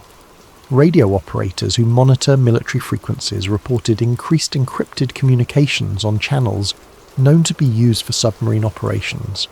The volume of traffic suggested significant coordination efforts, the kind that would accompany major operational deployment, not routine exercises. None of this information appeared in mainstream news. Individual pieces of it showed up on specialized forums, maritime industry publications, and military tracking websites. But nobody connected all the pieces into a comprehensive picture. Or if they did, they didn't publish it. The pattern was clear to anyone paying attention. Something was happening in the Mariana Trench. The military was responding to something, and whatever it was, they didn't want civilian scientists or researchers anywhere near it. One commercial pilot, flying a regular route from Japan to Australia that passed within range of the Mariana Trench, reported seeing unusual surface activity during a night flight. He described seeing what looked like bioluminescence, except the pattern was too regular, too geometric. He filed a routine observation report as pilots are required to do for any unusual phenomena. The report was acknowledged, then classified. When he tried to discuss it later with colleagues, he was visited by two men who identified themselves as air safety investigators. They explained that his observation had been determined to be a misidentification of fishing vessel lights, and that further discussion of the matter could impact his pilot certification. He stopped talking about it. A marine biologist conducting independent research on deep-sea species, using a small autonomous underwater vehicle she had built herself, submitted a request to operate near the Challenger Deep. Her request was denied. When she asked for an explanation, she was told that military operations were ongoing in the region, and all civilian research activities were temporarily suspended for safety reasons. When she asked when the suspension would be lifted, she was told that information was not available. 6 months later, the suspension was still in effect. Something was happening in the deep ocean, something that required a military presence, something that someone in power didn't want civilian scientists, researchers, or the general public getting close to. And it was happening at the exact location where a satellite image had shown an impossible structure. The Abyss Protocol, it seemed, was still very much in effect, and whatever agreement or decision had been made in 1979 was being actively enforced in 2023. The Abyss Protocol, it seemed, was still very much in effect. Today, if you search for information about NASA's ocean exploration programs from the 1970s, you'll find basic historical facts. The partnership with NOAA, the development of deep ocean technology, the successful missions that mapped volcanic vents and discovered new species, straightforward, unremarkable history. But you won't find anything about why it ended so abruptly. You won't find details about the anomalies that were reported. You won't find the names of the scientists who tried to speak out and died under circumstances that were always ruled natural or accidental. All of that has been scrubbed, classified, or lost to time. In March of 2024, a Freedom of Information request was filed asking for all NASA documents related to ocean exploration programs from 1975 to 1980. The request was filed by a law firm representing an anonymous client. 3 months later, the response arrived. 7,000 pages of documents so heavily redacted that entire sections were nothing but black bars. Page after page of blacked-out text with only occasional phrases visible. Depth readings nominal. Equipment functioning as expected. Mission concluded successfully. Nothing about the anomalies. Nothing about the structures. Nothing about the decision to end all ocean programs. Just routine operational reports with anything meaningful removed. The law firm filed an appeal, arguing that excessive redaction violated the spirit of transparency laws. The appeal was denied. The stated reason: matters of national security. No further explanation provided. On July 4th, 2024, during a holiday weekend when most Americans were watching fireworks and having barbecues, the Mariana Trench Marine National Monument was quietly expanded. The expansion added nearly 30,000 square miles of protected ocean to the monument, including the entire area around Challenger Deep. The expansion came with new restrictions: no commercial fishing, no research without specific federal permits, no unauthorized vessel activity. The announcement was buried in a routine Department of the Interior press release that mentioned several unrelated administrative actions. No press conference, no statements from the White House, just a few paragraphs in a document that most news organizations never bothered to read. The restrictions were immediate and strictly enforced. The Coast Guard began regular patrols of the expanded monument area. Any vessel entering without proper authorization was intercepted and escorted out. The penalties for violation were severe: fines up to $250,000 and potential criminal charges. When environmental groups asked about the sudden expansion and increased restrictions, they were told it was part of ongoing efforts to protect unique deep-sea ecosystems from disturbance. When marine researchers applied for permits to study the newly protected areas, their applications were either denied or delayed indefinitely pending unspecified security reviews. The message was clear: the deepest parts of the Mariana Trench were now effectively off-limits to everyone, except those with the highest security clearances. In November 2024, a research paper was published in an obscure marine biology journal. The paper, written by a team of Japanese scientists, described acoustic anomalies detected near several deep ocean trenches between 2020 and 2022. The anomalies consisted of low-frequency sounds that didn't match any known biological or geological sources. The frequencies suggested possible mechanical origins. The patterns suggested possible intelligence. The paper was peer-reviewed and published. It remained available for exactly 9 days. Then it was retracted. The journal issued a statement saying the data had been found to contain errors, and the conclusions were not supported by the evidence. The authors protested, claiming their data was sound, and the retraction was unjustified. Their protests were ignored. Copies of the paper exist in academic archives and can still be found by determined researchers. But its retraction means it can't be cited in other scientific work, effectively erasing it from legitimate scientific discourse. The ocean covers more than 70% of Earth's surface. The average depth is over 2 miles. More than 80% has never been mapped in detail.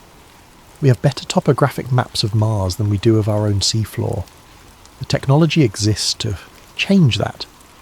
Autonomous underwater vehicles, advanced sonar arrays, satellite bathymetry, deep-sea submersibles that can withstand pressures in the deepest trenches.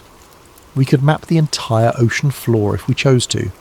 We could explore every trench, every abyssal plain, every underwater mountain range. The cost would be substantial, but not prohibitive. Less than what we spend on space exploration in a single year. The scientific value would be immense. New species, new geological knowledge, better understanding of ocean currents and climate systems, potential resources. But we don't do it. Year after year, the deep ocean remains largely unexplored. Research funding goes to space programs instead. Mars rovers and Jupiter probes and telescopes looking at distant galaxies. We search for life on other planets while leaving most of our own planet unexplored. The official explanations make sense on the surface. The ocean is difficult to explore. The pressure is crushing. The darkness is absolute. The equipment required is expensive and specialized. Space captures public imagination in ways the ocean doesn't.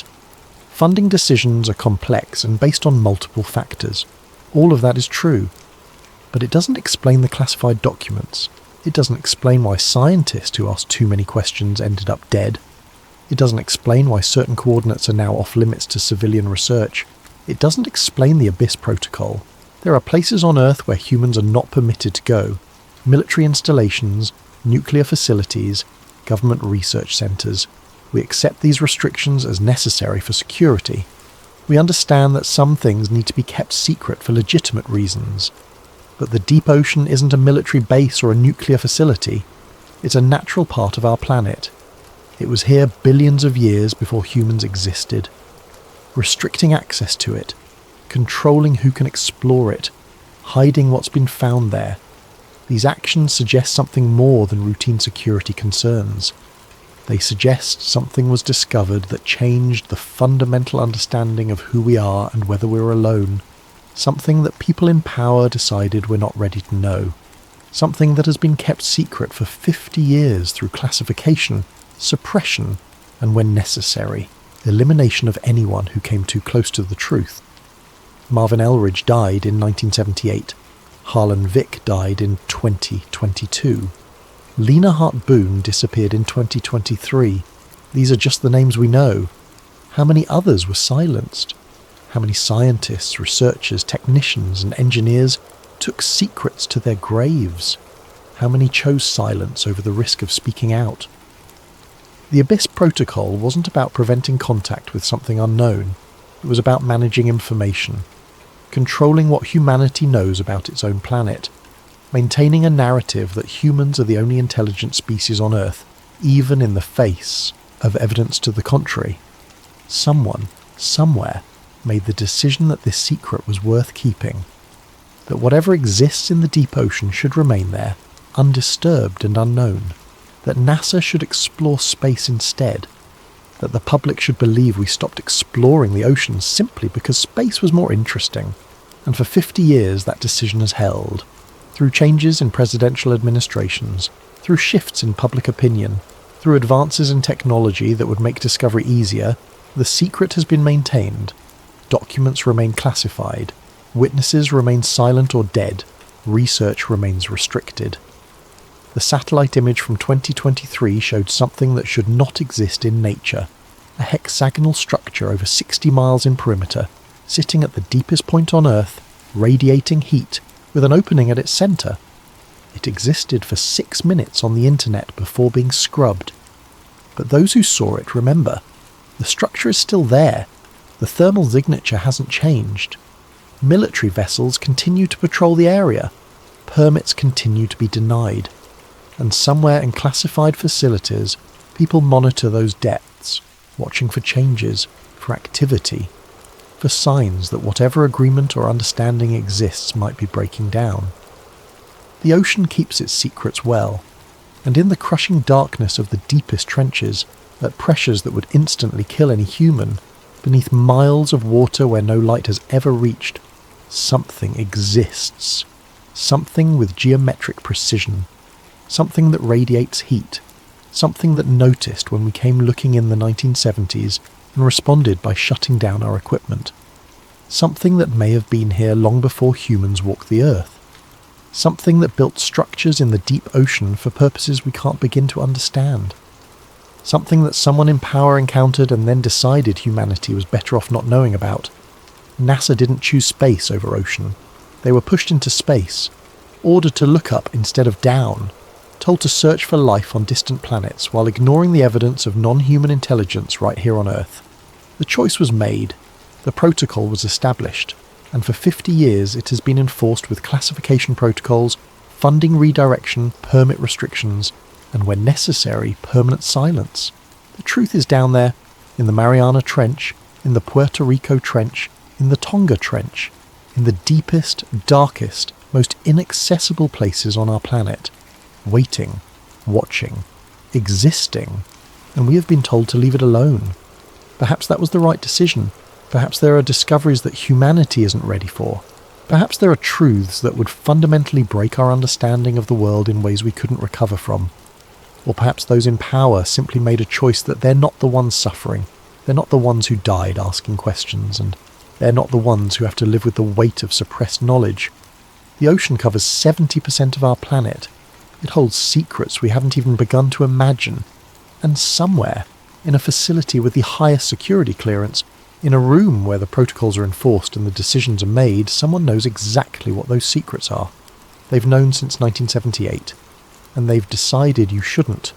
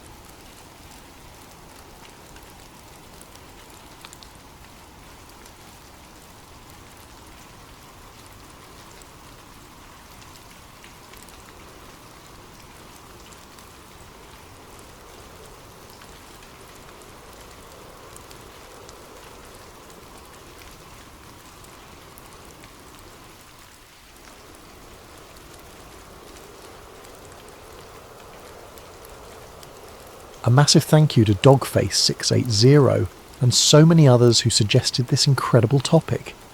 Your video ideas keep this channel going. If you have suggestions for future videos, please drop them in the comments below. Now, let's dive into one of the most chilling government experiments you've never heard of. Some secrets don't get buried, they get frozen. In March 2004, something happened inside a sealed laboratory at Sandia National Laboratories in New Mexico. The official record says nothing. The budget documentation lists a single line item: Applied Chronophysics Integration. The project lead, a brilliant Air Force physicist named David Lewis Anderson, walked into a temporal containment field for a routine 10-minute test. That was 21 years ago. For Anderson, those 10 minutes still haven't ended. This is the story of how the United States military accidentally trapped a man in time and why they might never be able to bring him back. March 1999, Rome, New York. The Air Force Research Laboratory at Griffiths Air Force Base didn't look like the kind of place where reality could be rewritten. Low brick buildings, chain-link fences, security badges that beeped at turnstiles. It was the kind of facility that processed grants for satellite communication upgrades and radar improvements, the unglamorous backbone of military research. David Lewis Anderson worked in Building 7, 3rd floor, in an office that smelled like burnt coffee and ozone. At 32, he was one of the youngest civilian physicists on the USAF Time-Related Research Program, a division so obscure that most airmen on the base didn't know it existed. Anderson's specialty was electromagnetic field manipulation, specifically how rotating magnetic fields affected subatomic particles in ways that classical physics couldn't quite explain. He'd noticed something strange during a routine particle confinement experiment. Decay rates inside his toroidal field chamber were slightly slower than they should have been. Not by much, a fraction of a microsecond. But it was measurable, repeatable, and according to Einstein's theory of relativity, it meant one thing: time inside the field was moving slower than time outside it. Anderson had stumbled onto this discovery almost by accident. He'd been running experiments on particle containment for the better part of 2 years, trying to develop more efficient methods for stabilizing unstable isotopes. The military applications were obvious. If you could slow radioactive decay, you could store nuclear materials more safely, transport them more easily, extend their operational lifespan. But what Anderson found was far more profound. He'd been using cesium-137, a radioactive isotope with a half-life of about 30 years, as his test subject. Standard procedure was to measure the decay rate both inside and outside the containment field to ensure the field wasn't interfering with the isotope's stability, except the decay rate inside the field was consistently slower. At first, Anderson thought it was measurement error. He recalibrated his instruments. He ran the test again and again. The results were identical every time. The cesium inside the field was decaying more slowly than it should. Not dramatically, we're talking fractions of microseconds, but consistently, measurably slower.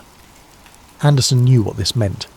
Radioactive decay is one of the most consistent processes in nature, a fundamental clock that ticks at the same rate regardless of temperature, pressure, or chemical environment.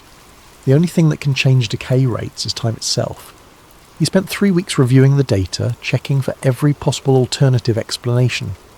He consulted with colleagues, carefully avoiding any mention of his hypothesis. He reviewed every paper ever published on time dilation, from Einstein's original work to the most recent experiments with atomic clocks. Finally, he was certain. He'd created a temporal distortion field. On March 17th, 1999, Anderson filed an internal white paper with the Air Force Office of Scientific Research. The title was dry, academic, deliberately understated: Preliminary Model for Controlled Temporal Fields in Particle Confinement. Inside, the implications were staggering. Anderson theorized that by rotating electromagnetic fields at precise frequencies, it might be possible to create a localized distortion in space-time, a bubble where time moved at a different rate than the surrounding environment. Not time travel exactly, time dilation, a pocket of slow time. The mechanism, he explained, was related to frame-dragging effects predicted by general relativity. When massive objects rotate, they drag space-time along with them. Earth does this. It's called the lens-throwing effect. But the distortion is minuscule, barely measurable even with the most sensitive instruments. But what if you could amplify that effect? What if, instead of rotating mass, you rotated electromagnetic fields at enormous intensities? The math suggested it was possible. The experimental data suggested he'd already done it.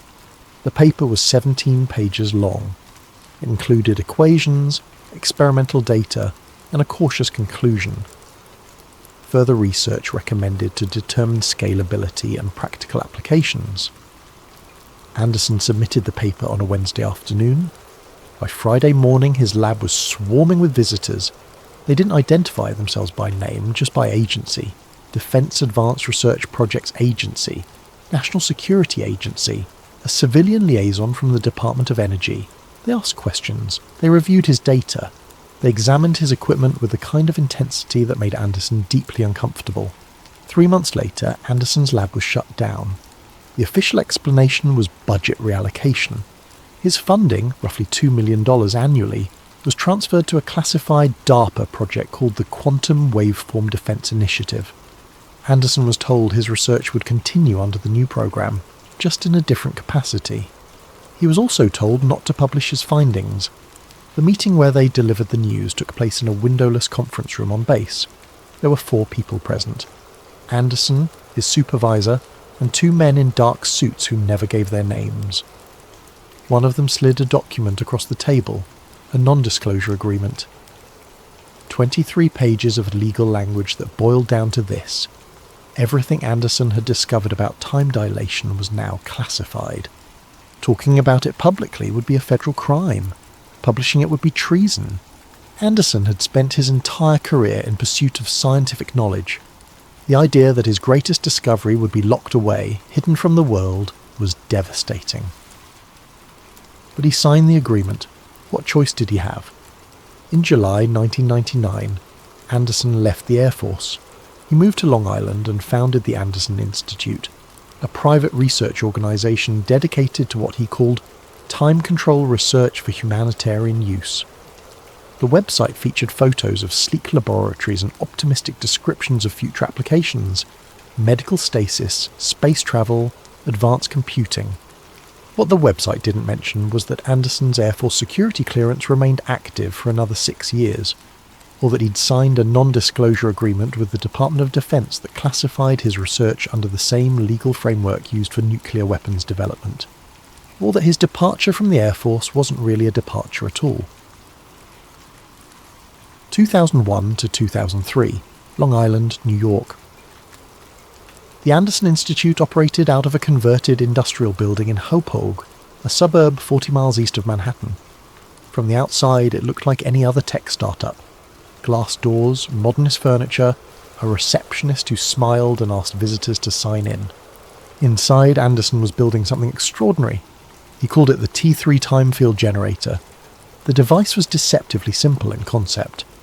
A toroidal magnetic coil, about the size of a washing machine, capable of generating rotating electromagnetic fields at frequencies precise to the nanosecond. Suspended in the centre of the coil was a vacuum chamber where test subjects, particles, molecules, eventually small objects, could be placed. The goal was to create a measurable time differential. If successful, the clock inside the field would tick slower than a clock outside it. Anderson's funding came from a mix of private investors and anonymous grants. He suspected, correctly, that at least some of the money was coming from government sources, filtered through shell companies and defence contractors. But he didn't ask questions. The work was too important. The first prototype was completed in March 2001. It was crude, cobbled together from salvaged equipment and commercial components. The magnetic coils were wrapped by hand. The control systems were jury-rigged from laboratory surplus, but it worked. The first test was conducted on March 23, 2001, at 3:47 a.m. Anderson had been working for 36 hours straight, fueled by coffee and the kind of manic energy that comes from being on the verge of a breakthrough. He placed a quartz clock inside the vacuum chamber. Simple, mechanical, the kind of clock you could buy at any department store. Outside the chamber, he placed an identical clock, synchronized to the nanosecond using a GPS time signal. Then he activated the field.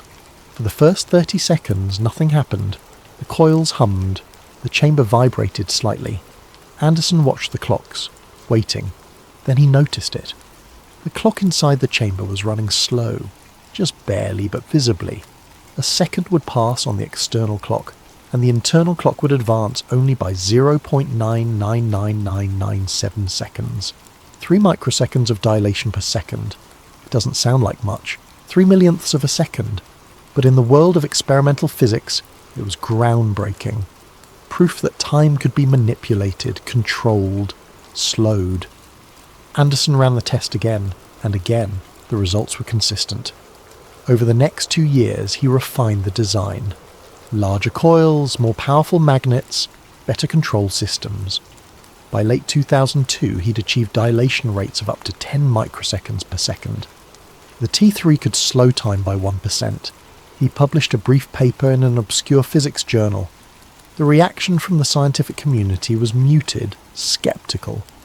Time dilation had been observed before, in particle accelerators, in atomic clocks on airplanes, but always as a byproduct of extreme speed or gravity. Anderson was claiming he could do it with stationary electromagnetic fields. Most physicists dismissed it as experimental error. A few expressed polite interest. None of them took it seriously, but not everyone was skeptical. In 2002, DARPA released a roadmap document titled Quantum Information Science and Technology, Strategic Vision and Research Plan. Buried on page 87, under a section labelled Areas of Strategic Interest, was a single line. Localised temporal phase anomalies. No explanation, no context, just those 4 words. Anderson saw the document and knew immediately what it meant. The military was interested in his work. They were pursuing it, probably through multiple channels, funding research at universities and national labs under innocuous-sounding program names. He wasn't the only one working on time control. He was just the only one doing it publicly. In September 2002, Anderson was invited to present his work at a small physics symposium in Albuquerque, New Mexico. The venue was a hotel conference room, the kind of place usually reserved for corporate training seminars. The audience was fewer than 30 people, mostly academics and a handful of government observers who sat in the back row and didn't ask questions. Anderson's presentation was cautious, technical. He showed data. He explained the theory. He suggested potential applications, space travel where astronauts could age more slowly, computational systems that could process information faster than normal time, medical stasis for patients awaiting treatment. He didn't mention the military applications, but everyone in the room was thinking about them. One man in the audience took detailed notes. Careful, methodical notes filling page after page of a leather-bound notebook. Lieutenant Colonel James A. Ransone, a liaison for the U.S. Air Force Research Laboratory Directed Energy Division. Ransone had a background in advanced weapons systems, lasers, microwave emitters, particle beams. He understood the potential of Anderson's work better than most of the civilians in the room. A time dilation field wasn't just a scientific curiosity, it was a weapon. A tool, a way to tilt the battlefield in ways that no enemy could counter. After the presentation, Ransone introduced himself. He was polite, professional, careful not to seem too eager. He congratulated Anderson on his work. He asked a few technical questions, the kind that demonstrated genuine understanding. 3 weeks later, Anderson received a phone call. Ransone was calling from Peterson Air Force Base in Colorado. He got straight to the point. The Air Force was interested in exploring potential defence applications of Anderson's research. They wanted to fund a full-scale demonstration. State-of-the-art equipment, unlimited budget, access to the best physicists in the country. Anderson hesitated. He'd left the Air Force to pursue independent research, to avoid the secrecy and restrictions of military projects. But Ransone made an offer he couldn't refuse. Not just funding, recognition. If the experiment succeeded, Anderson's name would be attached to one of the greatest scientific breakthroughs in history. The man who proved that time could be controlled. There was also an implicit threat, though Ransone never stated it directly. Anderson's research was already classified. The non-disclosure agreement he'd signed in 1999 was still active. If he refused to cooperate, the government could shut down his institute, seize his equipment, and bury his work under classification orders. He could cooperate, or he could be silenced. In December 2002, Anderson signed a contract with the Department of Defense. He told himself he was doing it for science, for the chance to pursue his research at a scale that would have been impossible otherwise. But deep down, he knew the truth. He'd never really left the Air Force. He'd just been working off-site. 2004, Sandia National Laboratories, New Mexico. Sandia. National Laboratories sits on the edge of Albuquerque, a sprawling complex of buildings and bunkers tucked into the desert foothills. It's one of 3 labs in the United States responsible for maintaining the nuclear stockpile, a place where the cutting edge of physics meets the blunt reality of weapons development. Anderson arrived in January 2004. The project had a name now, Kronos. The acronym stood for something bureaucratic and forgettable, Kinetic Resonance Observation and Neutralization Operation System, but everyone involved knew what it really meant. Kronos, the Greek god of time, the titan who devoured his children. The symbolism wasn't lost on Anderson. Time devours everything eventually. But what if you could slow it down? What if you could make a single moment last forever? The goal was simple: build a scalable temporal containment field, something larger than Anderson's original prototype, something that could hold not just particles but objects, eventually maybe even people. The official justification was national security. Temporal stasis field could revolutionize warfare, freeze enemy munitions in mid-flight, store unstable isotopes indefinitely, create unbreakable communication delays that would make code breaking impossible. But Anderson knew the real reason the military was interested. If you could slow time, you could speed up everything else. A soldier in a time-dilated field could train for months while only hours passed in the outside world. A weapons lab could run decades of research in a fraction of the time. An intelligence agency could interrogate prisoners for years without anyone noticing they'd been gone. The ethical implications were staggering. Anderson tried not to think about them. The lab was located in Building 6580, a reinforced concrete structure with no windows and 3 layers of security clearance. The building was technically part of Sandia's Z-Machine complex, the facility that housed the most powerful X-ray generator on Earth.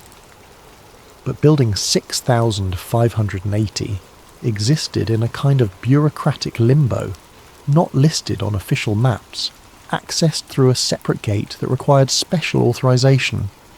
The equipment was the best Anderson had ever worked with. Superconducting magnets capable of generating fields measured in tens of Tesla.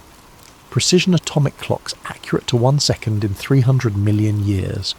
Quantum sensors capable of detecting fluctuations in space-time down to the Planck scale. The smallest measurable unit of distance in the universe.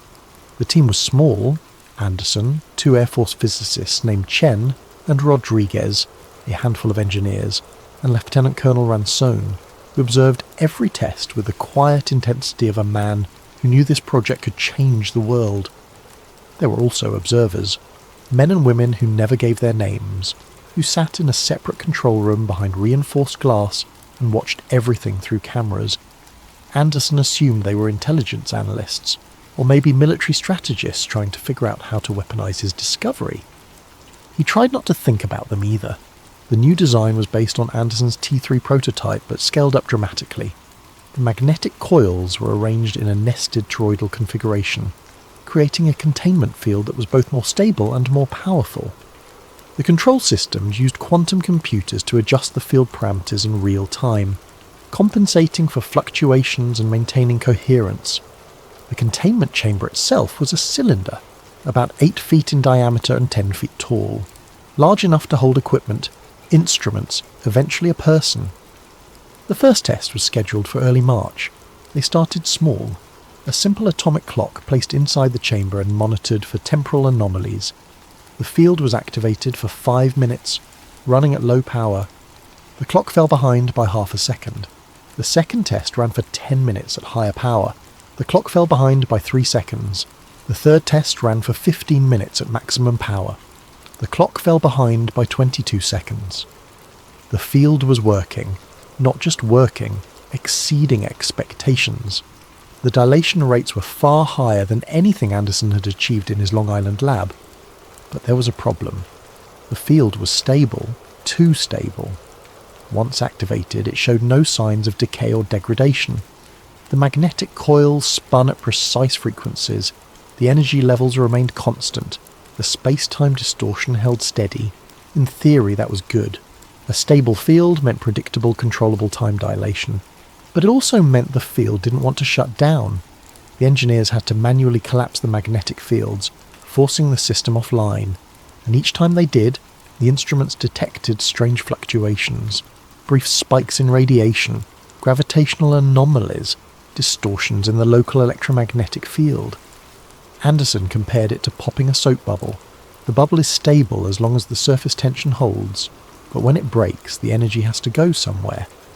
Rodriguez, one of the Air Force physicists, ran simulations. The results were troubling. If a large-scale temporal field collapsed suddenly, especially one containing a significant mass, the energy release could be catastrophic. Not nuclear bomb catastrophic, but enough to cause serious damage. And if something living were inside the field at the moment of collapse. Rodriguez didn't finish the sentence. He didn't have to.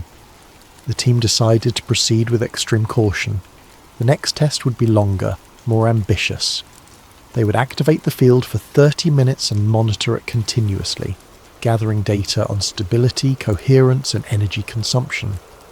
The test was designated Cycle 11C. It was scheduled for March 12, 2004. March 12th, 2004, 2:06 p.m. Mountain Time. Anderson stood in the control room watching the technicians make final preparations. The containment chamber sat in the centre of the lab, surrounded by diagnostic equipment and safety barriers. The magnetic coils were already humming, running through their pre-activation sequence. Inside the chamber, they'd placed an array of instruments, atomic clocks, radiation detectors, temperature sensors, cameras, everything they'd need to monitor conditions inside the field. Ransone stood beside Anderson, arms crossed, watching the same scene through the reinforced glass. "This is it," Ransone said quietly. "If this test succeeds, we move to Phase 2. "Which is?" Anderson asked, though he already knew the answer. "Human testing." Anderson felt a knot form in his stomach. He'd always known it would come to this. You couldn't revolutionize warfare, or medicine, or space travel, or any of the other applications, without eventually putting a person inside the field. But the idea still made him uneasy. "We'll need to run more tests first," Anderson said. "Animals, at least. Mice, then something larger. We need to understand the biological effects." "We understand enough," Ransone interrupted. "The field doesn't affect matter directly. It affects time, and biology operates on the same time as everything else. If the field is safe for a clock, it's safe for a person," Anderson wanted to argue. But the logic was sound, even if the conclusion made him uncomfortable.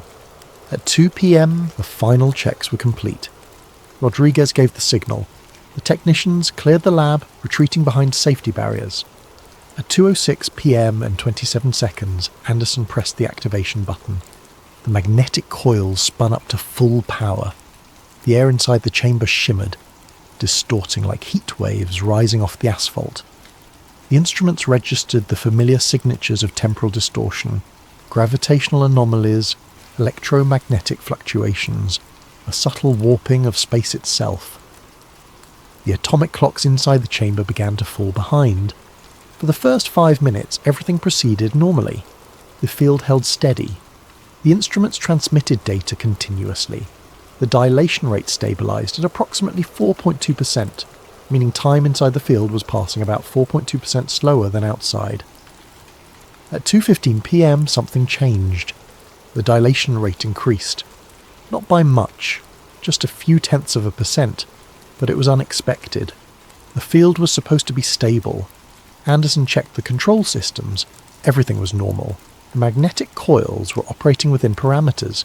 The energy levels were steady, but the dilation rate kept climbing.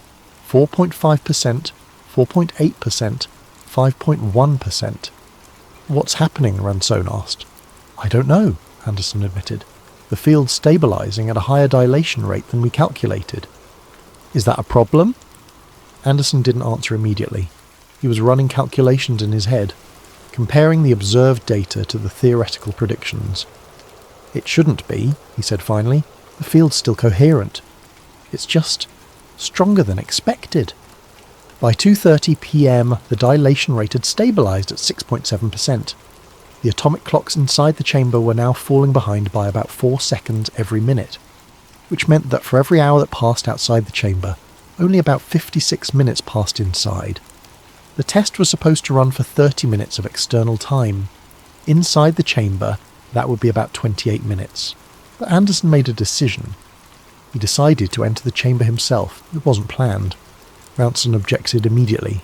The engineers protested, but Anderson was adamant. "We need to know what it's like inside," he said. "I'll go in for 10 minutes. That's less than 9.5 minutes for me. I'll observe, take notes, and come right back out." "This is insane," Rodriguez said. "We haven't tested this on anything living." "I'll be fine," Anderson insisted. "The field doesn't cause physical harm. It just slows time. I won't even feel it." Ransone considered for a long moment. Then he nodded. 10 minutes, he said. External time. "We shut down the field at 2:47 p.m. exactly, whether you're ready or not." Anderson agreed.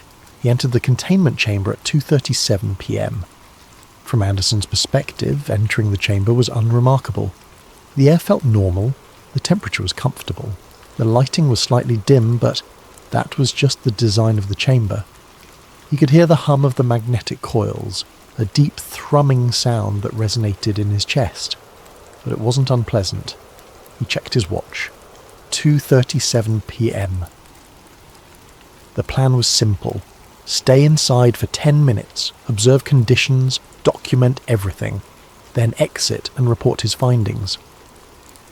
Anderson walked around the interior of the chamber examining the instruments. The atomic clocks were running normally. From his perspective, he knew they were falling behind the external clocks, but he couldn't perceive the difference. Time felt normal. He spoke into a digital voice recorder documenting his observations. 2:38 p.m, internal conditions nominal. No discomfort, no unusual sensations. Temperature approximately 68 degrees Fahrenheit. Lighting adequate. Acoustic environment normal apart from the magnetic coil hum. He checked the instruments. Radiation levels normal. Electromagnetic field strength within expected parameters. 2:40 p.m. All systems appear stable. No adverse effects observed. Subjective experience of time appears normal, which is consistent with relativity theory. From my reference frame, time is passing at the normal rate. The dilation is only apparent from an external frame. He continued his observations, checking instruments, taking measurements, speaking into the recorder. 2:43 p.m. Midpoint of observation period. Continuing to feel normal. No dizziness, nausea or disorientation. Cognitive function appears unaffected. He glanced at his watch again. 2:44 p.m. 6 minutes had passed for him. Outside, it would be closer to 6.5 minutes, maybe 7 given the increased dilation rate. He had about 4 more minutes to go. Anderson decided to conduct a simple cognitive test. He recited the first 50 digits of pi from memory, then performed several mental arithmetic calculations. Everything seemed normal. His mind was sharp, his thoughts clear. 2:46 p.m. cognitive function test complete. No deficits detected, preparing to exit. He stopped mid-sentence. Something was wrong. Not with him, with the field. He could feel it now. A subtle change in the air pressure, a slight increase in the magnetic field intensity. The hum of the coils was getting louder, deeper. Anderson looked at the instruments. The electromagnetic field strength was increasing, not dramatically, but measurably. Outside, he knew the technicians would be seeing the same data. They'd be debating whether to shut down the field early. He checked his watch. 2:47 p.m, time to exit. He walked to the chamber door and reached for the handle. It didn't move. Anderson tried again, pulling harder. The door was sealed tight. He spoke into the recorder, trying to keep his voice calm.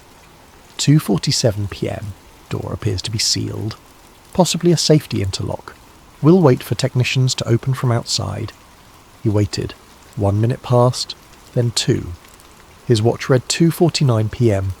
For him, 12 minutes had elapsed since he'd entered the chamber. But outside, if his calculations were correct, it would be close to 2:50 p.m, 13 minutes of external time. They should have opened the door by now. Anderson felt the first flicker of concern. Outside the chamber, panic was setting in. At 2:47 p.m, as planned, the technicians began the shutdown sequence. They reduced power to the magnetic coils, initiating the controlled collapse of the temporal field. But the field didn't collapse. The dilation rate decreased slightly, dropping from 6.7% to about 6.5%. But the field remained stable, coherent, active. "It's not shutting down," Rodriguez said, his voice tight with stress. Ransone leaned over the control console. "Why not?" "I don't know. The magnetic field should be decaying, but they're holding steady. It's like the field has achieved some kind of equilibrium state. It's self-sustaining." Anderson, inside the chamber, was still visible on the video monitors. He was standing by the door, clearly trying to exit. Ransone made a decision. Open the door manually, emergency override. The technicians tried. The door was magnetically sealed, designed to maintain the integrity of the containment environment. The override should have released it, but it didn't work. "The magnetic field is interfering with the locking mechanism," one engineer reported. "We can't open it while the field is active." "Then collapse the field," Ransone ordered. "We're trying, sir." It's not responding. Inside the chamber, Anderson had figured out what was happening. The field had stabilized at a higher energy state than expected, and now it was trapped in that state. Shutting it down would require more than just reducing power to the coils. It would require a complete reconfiguration of the system, possibly even a forced magnetic collapse. But that would be dangerous. A sudden collapse could create a temporal shear, a violent reintegration of the time differential.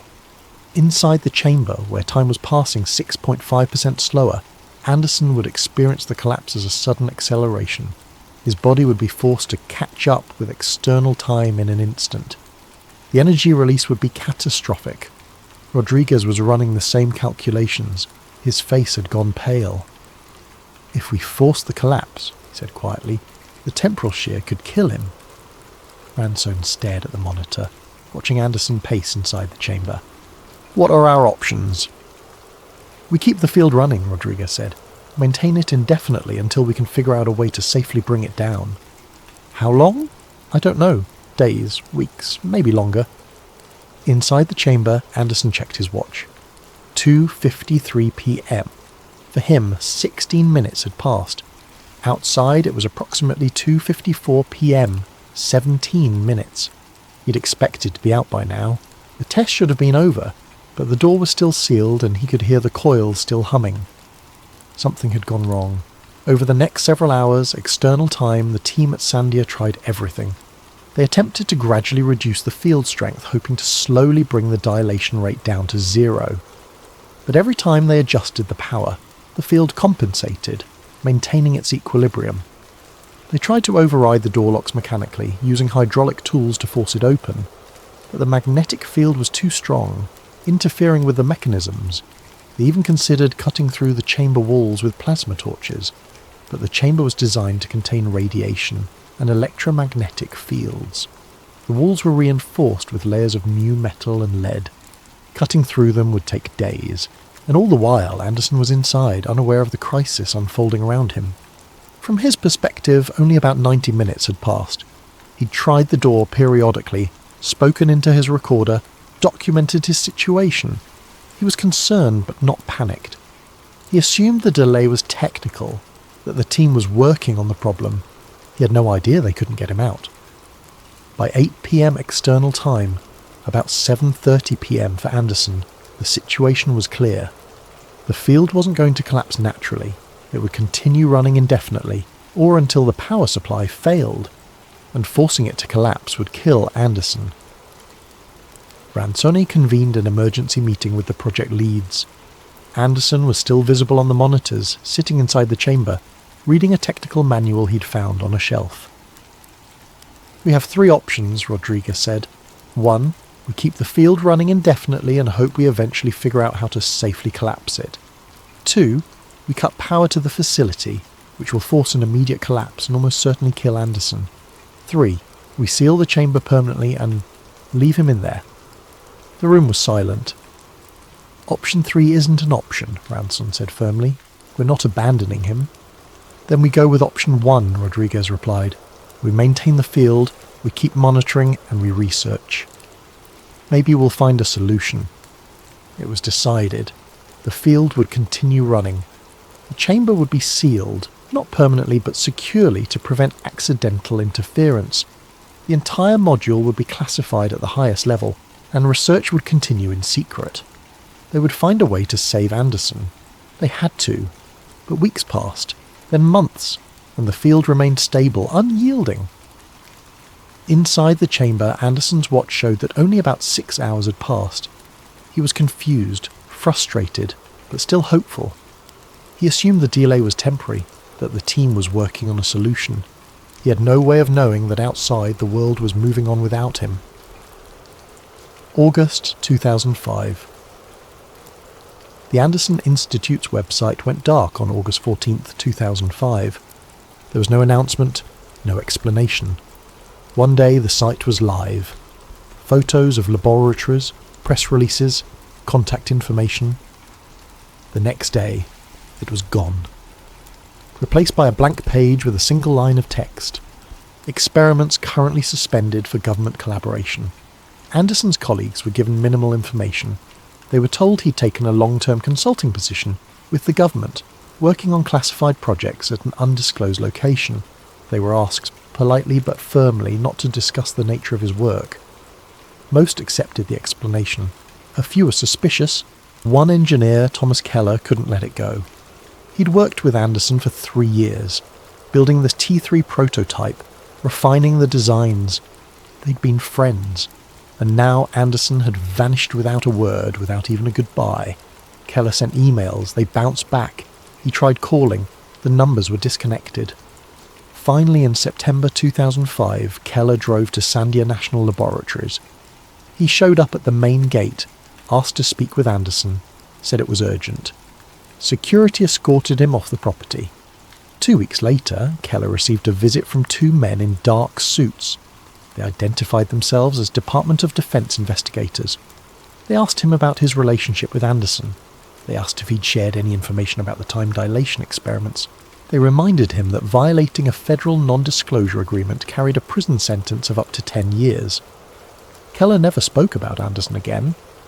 Meanwhile, at Sandia, the sealed chamber sat in building 6580, humming quietly, ignored by everyone except a handful of technicians who monitored it remotely.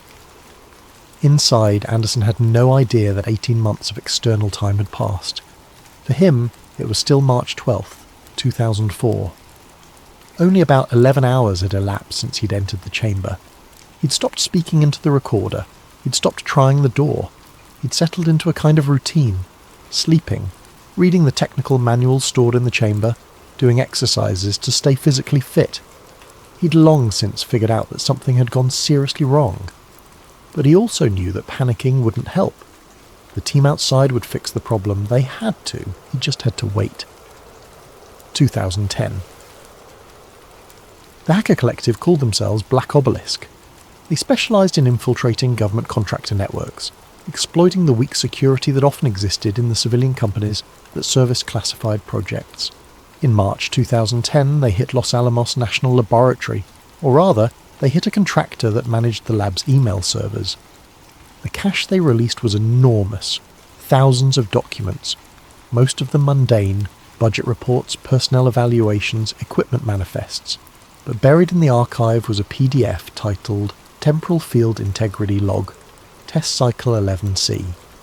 The The document detailed the March 2004 test at Sandia. It listed Anderson as the test subject, and it included a chilling line in the final entry. Subject remains in containment, field stable, extraction impossible without catastrophic temporal shear, recommend indefinite maintenance protocol. The internet exploded with speculation, forums filled with theories, but within 48 hours every copy of the document vanished. Websites were scrubbed, servers were seized. Black Obelisk went silent. The story faded into conspiracy theory territory, dismissed as an elaborate hoax. But a few copies survived, hidden in encrypted drives and dark web archives, and some people believed. 2022, Brooklyn, New York. Elena Warren was researching Cold War DARPA projects for a podcast when she stumbled across a reference to the Quantum Waveform Defense Initiative in a declassified memo. She filed FOIA requests. She tracked down Anderson's old patents. She found the Black Obelisk leak archived on an obscure server. Most importantly, she found a pattern: equipment transfers from Sandia to Wright-Patterson Air Force Base in 2006. A sealed module labelled Kronos, do not open. She traced the module's current location. It was still there, in a sub-basement facility at Wright-Patterson, consuming electricity 24 hours a day. Still running. March 2023. Elena found Gary Holcomb, a retired Air Force technician who'd maintained the electrical systems at Sandia during the Kronos project. He was dying of cancer and he decided to talk. The field never shut down, Holcomb told her over coffee at a small Arizona diner. They couldn't collapse it without killing him, so they just kept it running, built a containment structure around it, moved the whole thing to Wright-Patterson. Is he still alive? Elena asked. Depends on how you define alive, Holcomb said. For us it's been 20 years. For him it's been maybe a day and a half at most. Can they ever bring him out? Holcomb shook his head slowly. The math doesn't work. The temporal differential is too large now. If they collapse the field, his body will try to sync with external time instantly. The energy release would be... He trailed off. They ran simulations. Every scenario ends the same way. Elena recorded everything. 2 hours of testimony. She titled the file chronology_Anderson final.wave. 2 weeks later, Holcomb died. Natural causes, the death certificate said. But when Elena checked her recording, something impossible had happened. The file's metadata showed a creation date of March 12th, 2004, 14:06:27. The same moment Anderson had entered the chamber. No outlet would publish her story. Legal departments cited national security concerns. Editors called it too risky. The investigation died, but Eleanor kept the files. October 2024. Late one night, the Anderson Institute's website came back online. The page was simple, black background, white text. Temporal field integrity 100%. Containment status, holdings March 12th, 2004, 14:06:27. Active. The timestamp didn't move. It stayed frozen at that exact moment. Someone examined the page's source code and found a hidden comment. For David Lewis Anderson, only 27 hours had passed since he entered the chamber. He was still inside, still alive, still waiting for someone to open the door and tell him the test was over. Outside, 21 years had gone by. The website stayed live for 3 days, then vanished. But screenshots circulated. The timestamp became an internet legend. Proof that somewhere in a sealed basement at Wright-Patterson Air Force Base, a man was trapped in a moment that would never end. The field continued to hum. The magnetic coils continued to spin, and time inside that chamber moved infinitely slower than the world outside. Time dilation is real. Einstein proved it. Astronauts age slower in space. Atomic clocks tick differently at different altitudes. But localized time dilation created by electromagnetic fields. The physics is theoretical. Possible perhaps, but unproven. Unless it has been proven, and the results are locked away behind classification orders that will never expire. If the military did succeed in creating a temporal containment field, if they did trap a man inside it, we would never know. The technology would be buried under the same legal protections as nuclear weapons. The researchers would be silenced, the evidence would disappear. And if someone were trapped inside, caught in a bubble of slow time that could never be safely collapsed, there would be no rescue, no happy ending. Just a man, waiting in a moment that never ends while the world outside moves on without him. Somewhere in the classified depths of a military facility, a timestamp blinks on a monitor. March 12th, 2004, 14:06:27, active. For David Lewis Anderson, the test is still running. It might run forever.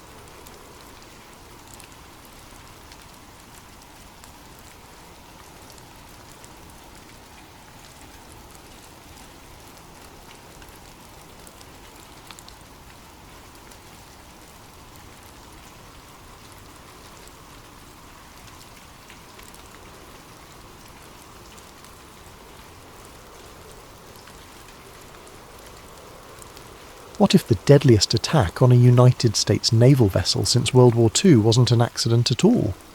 What if 34 Americans died not in confusion, but as collateral damage in a weapons test so secret that the US government spent 50 years burying the truth beneath layers of classified silence? Before we dive into this story, I want to give a massive thank you to Mr. Hill420 and so many others who suggested this topic. Your curiosity drives these investigations, and I'm grateful for it. If you have ideas for future videos, drop them in the comments below. Now let's explore what really happened on June 8th, 1967 in the Eastern Mediterranean, and why the echoes of that day still reverberate through classified channels today. Act 1. The Silence Before the Storm. June 8th, 1967, 1400 local time. Eastern Mediterranean, 25 nautical miles off the Sinai coast. The USS Liberty cut through calm waters under a flawless Mediterranean sky. At 455 feet long and displacing over 10,000 tons, the modified Victory-class cargo ship looked unremarkable, a rusting relic of World War II pressed back into service. But appearances deceived. Bristling with antennas, microwave dishes, and SIGINT collection arrays, Liberty was the NSA's floating ear in the Middle East, listening to a region on the brink of tearing itself apart. The Six-Day War had erupted 4 days earlier. Regional powers clashed across ancient battlefields, while Cold War superpowers watched nervously from the sidelines. The Soviet Mediterranean squadron lurked just over the horizon.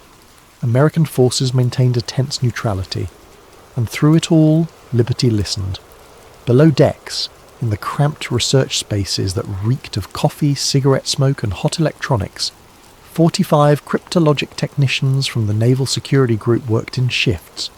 They monitored everything: military communications, diplomatic channels, encrypted transmissions from ships and aircraft across the region.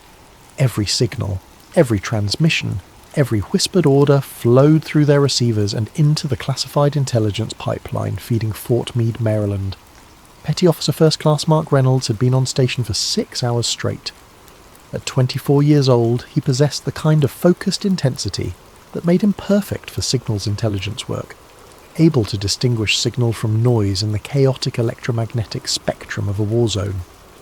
His station monitored multiple frequencies, including those reserved for American military operations. At 14:13, Reynolds' headphones crackled with a transmission that made him straighten in his chair. The signal came through on a frequency that shouldn't have been active, a restricted channel reserved for classified naval operations. The encryption pattern was sophisticated, military grade, but something felt wrong. Reynolds keyed his recorder and leaned closer. "Shadow 7 to Cyan Control," a voice said in clear English with an American accent. Phase 2 parameters confirmed. Frequency modulation holding at 7.83 Hz. Standing by for sequence initiation. Reynolds felt his pulse quicken. Cyan Control? That designation didn't appear in any briefing material, and that frequency, 7.83 Hz, meant nothing to him in military terms. He scribbled notes frantically. A second voice responded, also American, clipped and efficient. Cyan Control confirms. Maintain visual contact with target vessel until phase termination. Weather conditions optimal. Execute on my mark. Target vessel? Reynolds' hand moved to the intercom switch to alert the communications officer, but he hesitated. Intercepting US military communications wasn't unusual. The NSA gathered signals from American forces routinely for training and verification purposes.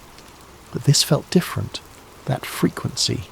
The deliberate emphasis on visual contact. The designation Cyan. He never got the chance to report it.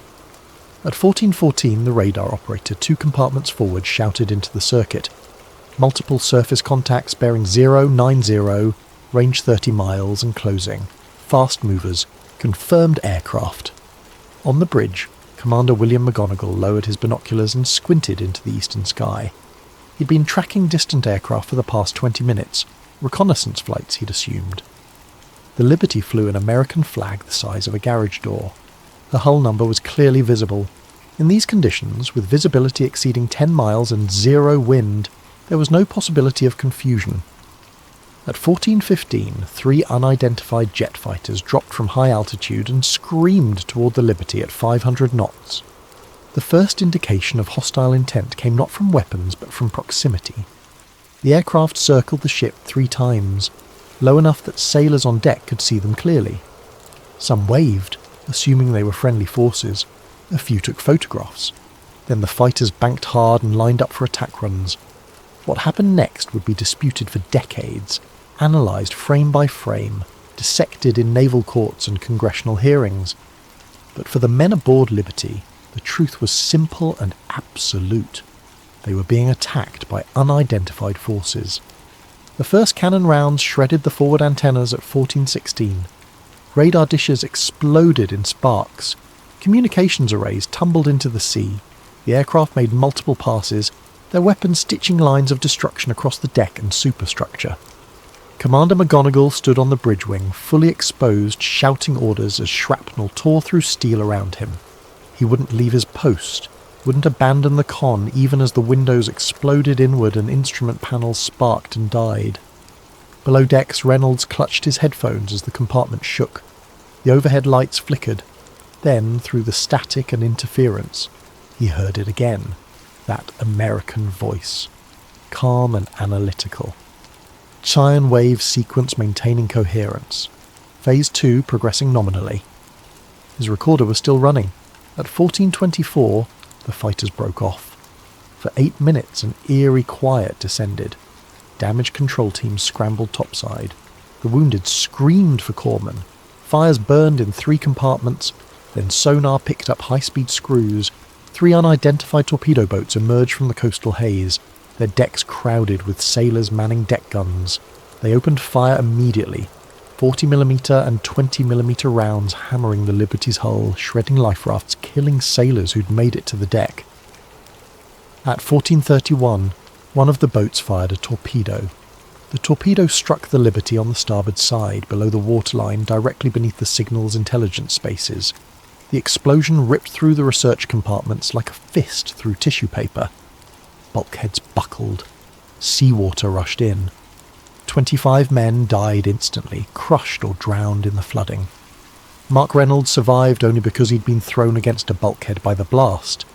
Unconscious, bleeding, half submerged in rising water, he clutched his recorder as shipmates dragged him through the darkness toward the ladders. The attack continued for another 40 minutes. By the time the attacking forces withdrew at 15:30, Liberty was a floating wreck. 34 men were dead. 171 were wounded. The ship listed heavily to starboard, fires still burning, taking on water. But she didn't sink, and below decks, in the flooded research spaces, a magnetic tape labelled Sine Wave Intercept 6867 floated in the darkness, sealed inside Reynolds's waterproof recorder bag. Act 2. The Inquiry. September the 1967. Naval Court of Inquiry. Malta. The official inquiry convened 3 months after the attack, far from American shores and prying media. Rear Admiral Isaac Kidd Jr. presided, a stern-faced officer with 30 years of service and a reputation for thorough investigation. The court's mandate was clear: determine what happened, who was responsible, and whether Liberty's crew bore any fault for their own casualties. From the beginning, something felt wrong. Witnesses testified to crystal-clear weather, a clearly marked American flag, the ship's hull number visible for miles. They described the methodical nature of the assault, not frenzied combat, but deliberate targeting of antennas and communications equipment. Some testified to seeing torpedo boats machine-gunning life rafts.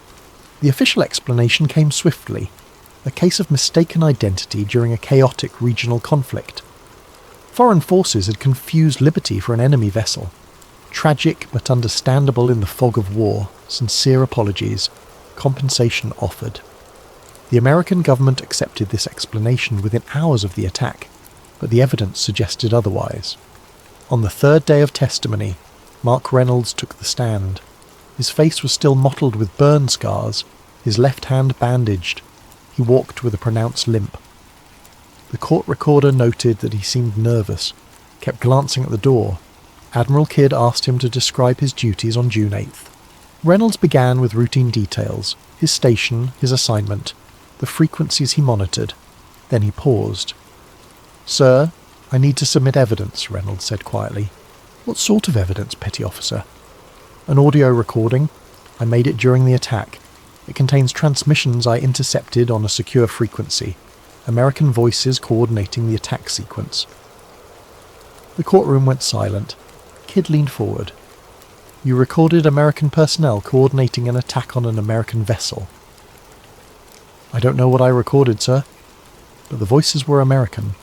They used a designation I'd never heard before: Sine Wave. They spoke about phase sequences, frequency modulation, maintaining visual contact with the target vessel."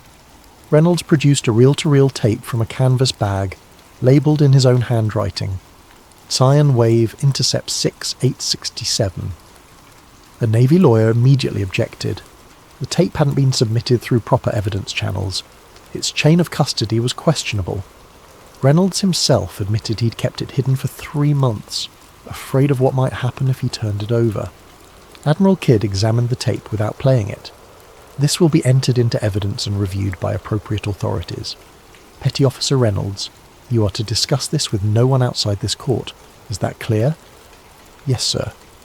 The tape was logged as Evidence Item 47B, placed in a sealed envelope and transferred to a secure evidence locker. It vanished. No official record of the tape exists in the declassified inquiry documents. Reynolds's testimony about it was redacted from the public version of the proceedings.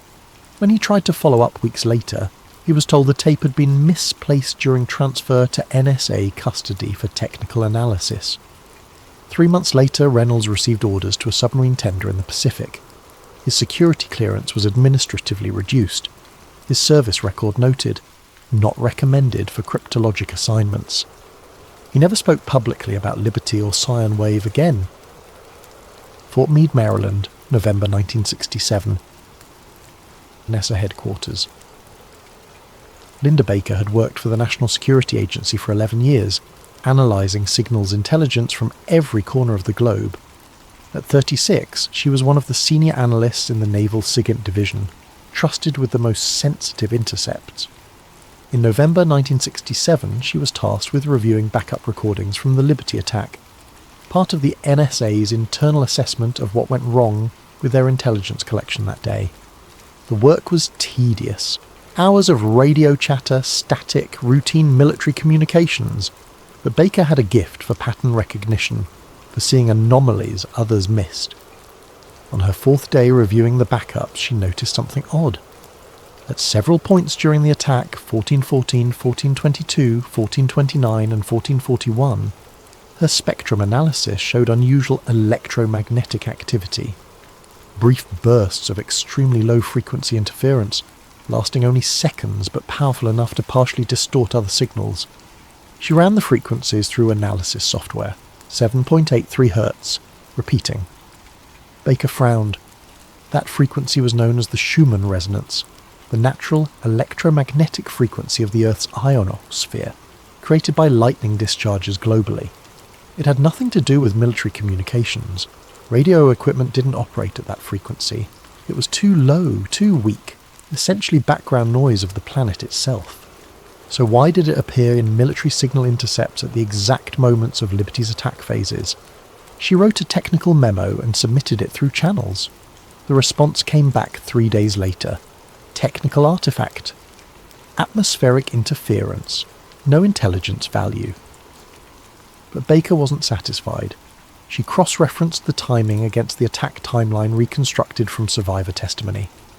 The frequency spikes occurred precisely when aircraft began their runs, when the torpedo boats opened fire, when the torpedo was launched.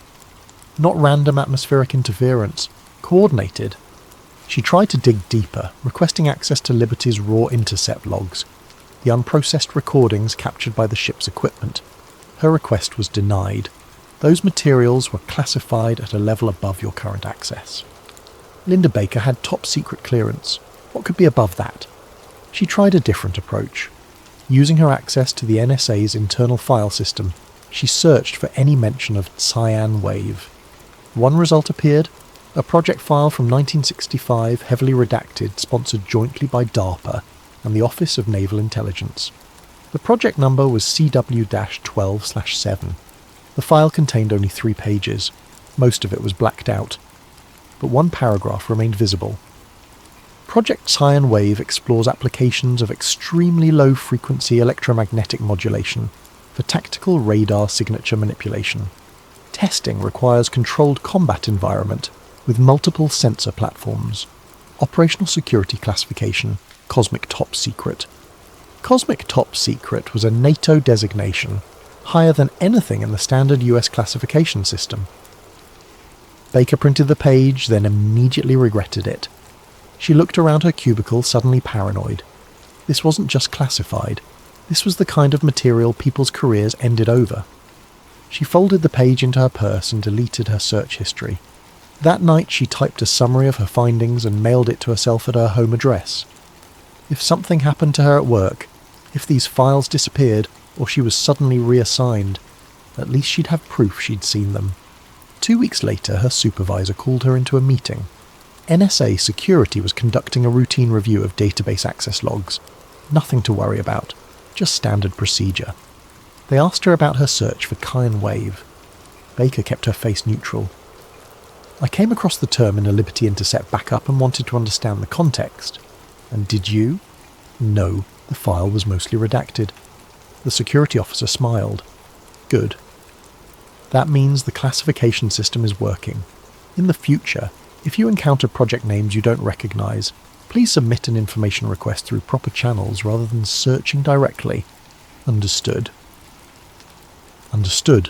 She wasn't reassigned. Her clearance wasn't revoked, but the message was clear. Some doors stay closed.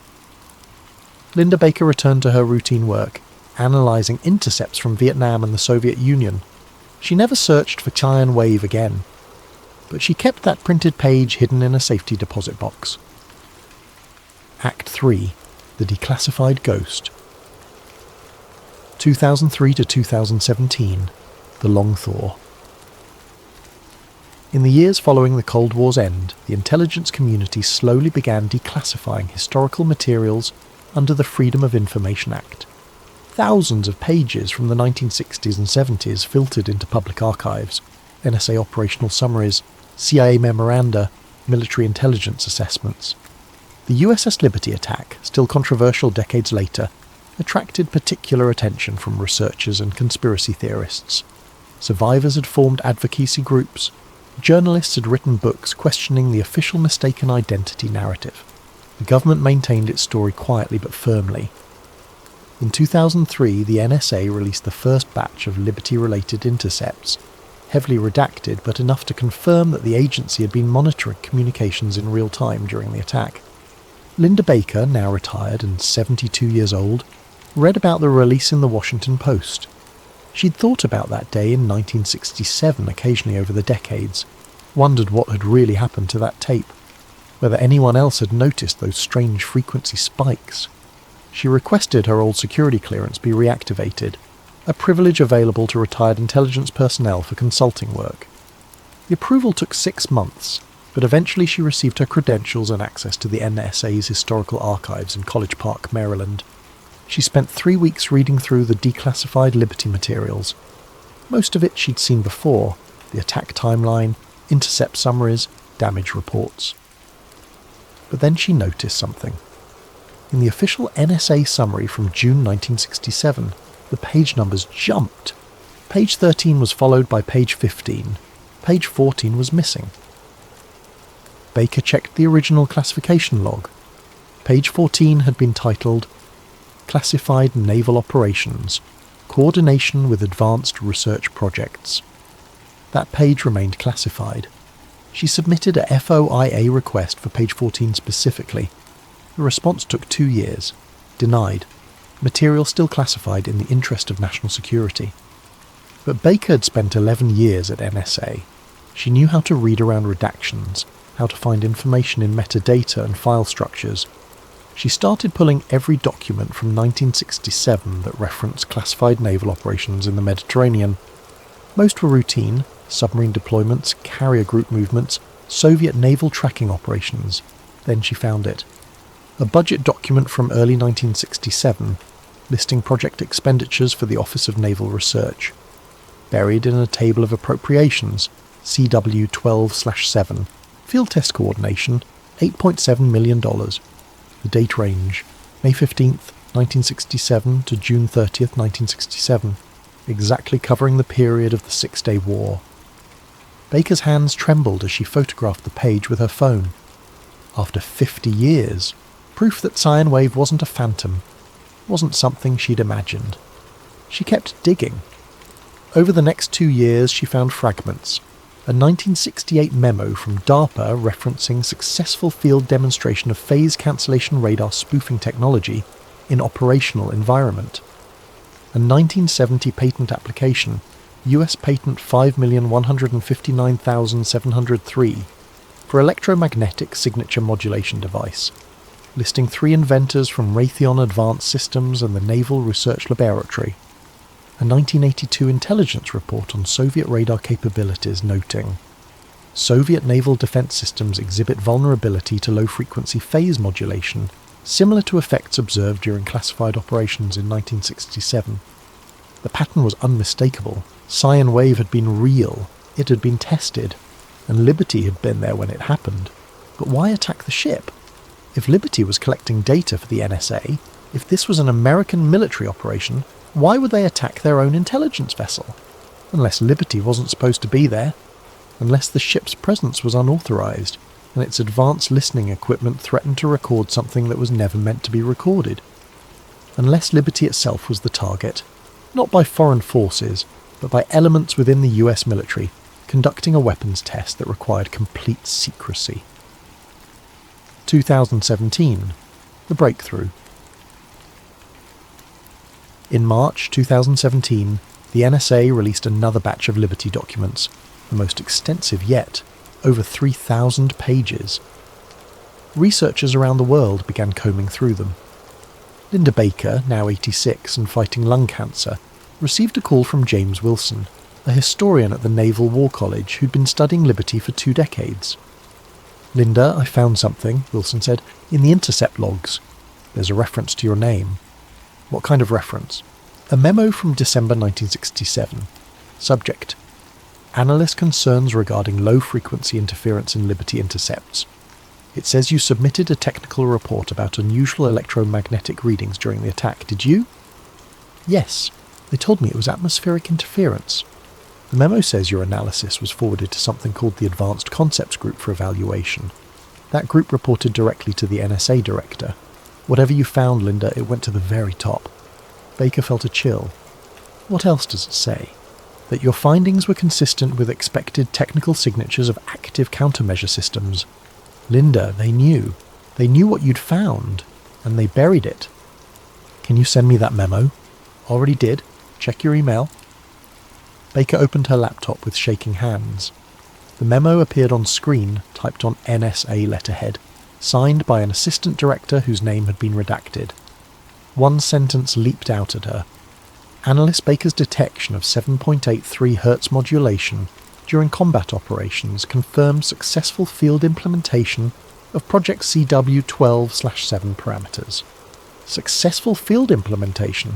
They'd tested their radar spoofing technology using Liberty as an unwitting target, used it to make the ship appear and disappear on radar screens, creating confusion, creating plausible deniability for an attack that would destroy the evidence of the test itself. 34 Americans had died to protect a secret weapons program. But who had conducted the actual attack? Foreign forces used as unwitting proxies, unmarked US aircraft and vessels, mercenaries hired through intelligence cutouts. The memo didn't say. Perhaps that was the final layer of the secret, ensuring that even if the truth about Scion Wave emerged, no one could definitively prove who had pulled the triggers. Baker stared at the screen for a long time. Then she picked up the phone and called someone she thought she'd never contact again. Act 4. The recording. 2025, 8 years later, Washington, D.C. Evan Carter was 34 years old and tired of writing about budget hearings and committee appointments for the Washington political blog that employed him. He'd gone into journalism to expose corruption, to hold power accountable. Instead, he spent his days rewriting press releases and attending briefings where nobody said anything real. Then a package arrived at his office with no return address, postmarked from Newport News, Virginia, home to the largest naval shipyard on the East Coast. Inside was a reel-to-reel tape in a waterproof bag, labelled in faded ink, Scion Wave Intercept 6867. Also inside, a typed note on yellowed paper. Mr. Carter, you don't know me, but I know your work. This recording was made aboard USS Liberty during the attack on June 8th, 1967. I was told to destroy it. I couldn't. Before I die, someone should hear what really happened that day. Listen carefully. Look for Scion Wave. They're still using it. MR. Carter's first instinct was to throw it away. Anonymous packages, conspiracy theories about 50-year-old incidents. This was exactly the kind of rabbit hole that destroyed journalists' credibility. But curiosity won. He took the tape to an audio restoration specialist in Baltimore who digitized it for $200 and didn't ask questions. That night, Carter sat in his apartment with noise-cancelling headphones and pressed play. For the first minute, nothing but static and distant voices. Then clearer, military radio traffic, terse commands, acknowledgements. Someone was intercepting operational communications in real time. At timestamp 1413, an American voice cut through. Shadow 7 to Cyan Control. Phase 2 parameters confirmed. Frequency modulation holding at 7.83 Hz. Standing by for sequence initiation. Carter stopped the playback, rewound it, listened again. American voice. American military radio protocol. Speaking about a phase sequence moments before the attack began. He kept listening. At 1416, the sound changed. Loud cracks, metallic impacts, screaming. The attack had begun. Through the chaos, another American voice, older, strained. Cyan Control, this is Liberty Actual. We are under fire. We are a United States vessel. Cease fire. Cease fire. That voice was familiar. Carter paused the recording and pulled up archival footage of Liberty survivors on YouTube. Commander William McGonigal, the ship's captain, giving testimony before Congress in 1982, the same voice. But according to all historical accounts, McGonigal had been on the bridge, fully exposed, with no radio equipment. He'd communicated through the bridge circuit, which had been destroyed in the first minutes of the attack, so how was he on this recording speaking on a secure frequency that shouldn't have existed? Carter listened to the entire 75 minutes. The attack unfolded in real time. The aircraft, the torpedo boats, the screams, the chaos. And beneath it all, periodically cutting through, those calm American voices: maintain visual lock, phase progression nominal, data collection continuing. At timestamp 1528, just before the attacking forces withdrew, one final transmission. Cyan control to all stations, phase termination in 60 seconds, secure all data collection equipment. Shadow 7, confirm recording status. Recording complete, 73 minutes of continuous sensor data. Phase cancellation maintained throughout engagement. Excellent. Return to station. Operation Cyan Wave is concluded. Then silence. Carter sat in the darkness of his apartment, heart pounding. He just listened to evidence of a classified US military operation targeting one of its own ships. Not mistaken identity, not accidental friendly fire, a test. He needed verification. He needed someone who'd understand the technical implications, someone with intelligence community experience. He thought about that note's warning. They're still using it. Using what? Radar spoofing technology? This Cyan Wave system? Carter spent the next week researching. He found Linda Baker's name in declassified NSA documents about Liberty, one of the analysts who'd reviewed the intercepts. She'd be in her 90s now if she was still alive. A record search found her in Arlington, Virginia, age 94, still alive. He called her number. She answered on the fourth ring. Mrs. Baker, my name is Evan Carter. I'm a journalist in Washington. I have a recording I think you need to hear. What kind of recording? It's labelled Cyan Wave Intercept, from June 8th, 1967. The line went silent for so long Carter thought she'd hung up. Come to my house tomorrow, Baker said finally. Come alone, bring the recording. Arlington, Virginia, the next day. Linda Baker's home was a small ranch house in a quiet neighbourhood, the yard immaculately maintained, American flag on the porch. Carter knocked, and she answered immediately, a tiny woman with sharp eyes and hands gnarled by arthritis. Mr. Carter, come in.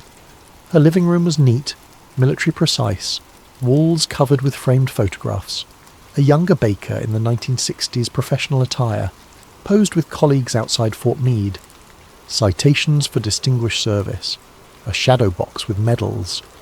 Carter set up his laptop and played the recording. Baker listened with her eyes closed, hands folded in her lap. When McGonagall's voice came through, Cyan Control, this is Liberty Actual, her eyes opened sharply. That's not possible, she whispered. Carter paused the playback. What's not possible? That voice. That's Commander McGonagall. I heard his testimony before Congress. But he couldn't have been transmitting on that frequency. The bridge communications were destroyed. Unless... Unless what? Baker stood slowly and walked to a bookshelf. She removed a thick photo album and opened it, revealing not photographs but papers, decades-old documents, carefully preserved in plastic sleeves. I kept copies, she said. Things I wasn't supposed to keep. Things I thought might matter someday. She showed Carter the 1967 memo referencing the 7.83 Hz frequency spikes, the budget document listing Cyan Wave funding, the patent application for electromagnetic signature modulation. It was a test, Baker said. They were testing radar spoofing technology, making ships appear and disappear on radar screens by manipulating extremely low-frequency electromagnetic fields. Liberty's sensors were sophisticated enough to detect it, to record it, so they had to eliminate the evidence.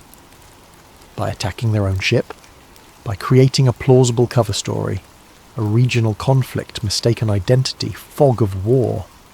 The attackers, whoever they actually were, could claim confusion. The US government accepts the explanation to protect its weapons program. 34 dead sailors become classified collateral damage. Carter felt sick. But the recording, McGonagall's voice. How? Two possibilities, Baker said. Either there were two separate communication streams, one real, one for the test control, or the recording itself is partially fabricated. Someone created a comprehensive audio record of the operation for documentation purposes splicing together real combat recordings with test-controlled transmissions. Who would do that? The NSA, DARPA, the Office of Naval Intelligence, any agency running a black-budget program that needs to document results without creating discoverable evidence. Carter thought about the anonymous note. They're still using it. Mrs. Baker, if this technology existed in 1967, what would it look like now? 58 years of development? Baker smiled grimly. Stealth technology, active radar cancellation, electronic warfare systems that can make fighter jets invisible, ships disappear, missiles appear where they aren't. Every major military on Earth now uses descendants of what they tested that day. Can you prove any of this? Not in a way that would hold up in court, not in a way that would force declassification. The people who ordered it are dead. The paper trail is fragments and redactions. All we have are patterns and implications. Carter gestured at his laptop. We have this recording. Do we? Where did it come from? Who sent it? Could be authentic. Could be disinformation designed to surface and be debunked, discrediting everyone who takes it seriously. That's how intelligence agencies protect secrets, not by hiding them, but by surrounding them with so much noise that the truth becomes indistinguishable from paranoia. They sat in silence. What do I do with this? Carter asked finally. What every journalist does. You tell the story. You let people decide what they believe. But understand, if you publish this, you'll be attacked, called a conspiracy theorist. Your credibility will be questioned. Sources will dry up. And if the recording is real, if there really are people still using this technology, they won't be happy that you've exposed it. Carter looked at the old woman across from him, someone who'd kept these secrets for nearly 60 years, waiting for the right moment. Why didn't you go public, back in 1967 or any time since? Because I wasn't brave enough, Baker said simply, and because I wasn't sure it would matter. The world had moved on. The technology proliferated. What would exposing it accomplish except my own destruction? Then why help me now? Because I'm 94 years old and dying. Because 34 sailors deserve better than being written off as collateral damage in a mistaken identity incident. And because someone sent you that recording for a reason, maybe it's time for the truth. Act 5. The Modern Implication. 3 months later. Evan Carter published his story in The Atlantic. Operation Taiyan Wave. New evidence suggests USS Liberty attack was classified US weapons test. The response was immediate and polarised. Survivors of the Liberty attack and their families praised the article. Military historians debated its implications. Intelligence community veterans appeared on news programmes to denounce it as baseless speculation. The Pentagon declined to comment. Carter received death threats. He also received calls from 3 former NSA analysts who claimed they'd seen similar frequency anomalies in other classified operations from the Cold War era. None would go on record. 2 weeks after publication, Carter received a formal letter from the Office of the Director of National Intelligence requesting he turn over the original recording for authentication analysis. He declined through his lawyer, citing source protection. The story faded from the news cycle after a month. Some things are too old, too buried, too protected by institutional inertia to ever fully surface. But Carter kept digging. He found the patent Linda Baker had mentioned, US Patent 5159703. Method and apparatus for electromagnetic signature modulation. Filed in 1970, granted in 1992. The inventors, Richard Kellerman, Raytheon Advanced Systems, David Morse, DARPA Research Division, and Thomas Chen, Naval Research Laboratory. The patent described using extremely low-frequency electromagnetic pulses to create phase cancellation of radar return signals, making objects invisible to radar detection. Commercial application: stealth technology for military aircraft and naval vessels. The patent cited prior research from 1965 to 1967, but didn't name the project. Carter found academic papers from the 1980s and 90s discussing the Schumann resonance, that's 7.83 Hz frequency, and its potential military applications. Theoretical work on using Earth's natural electromagnetic field as a carrier signal for undetectable communications or radar manipulation. He found a 2003 Defence Advanced Research Project's agency request for proposals. Iron field stabilization, active phase defense systems for next-generation electronic warfare. The technology had never stopped developing. Whatever they tested on Liberty in 1967 had evolved into the cutting edge of modern military technology. The secret had been protected not just to avoid accountability for an attack, but to preserve a strategic advantage that was still relevant today. Arlington National Cemetery, November 2025. On a cold afternoon, 58 years after the attack, the US Navy unveiled a memorial plaque for the USS Liberty at Arlington National Cemetery. A small ceremony, attended by aging survivors, family members, and a handful of Navy officials. Linda Baker attended in a wheelchair, oxygen tank at her side. She watched as a Marine Honor Guard presented the colours, and a Navy chaplain offered prayers for the dead. When the ceremony ended, a man in civilian clothes approached her. Late 50s, grey suit, no identifying credentials. "Mrs. Baker? I'm with the Office of Naval Intelligence, thank you for attending." "Did you know them? The men who died?" "No, ma'am. Before my time, but I wanted to thank you personally." "For what?"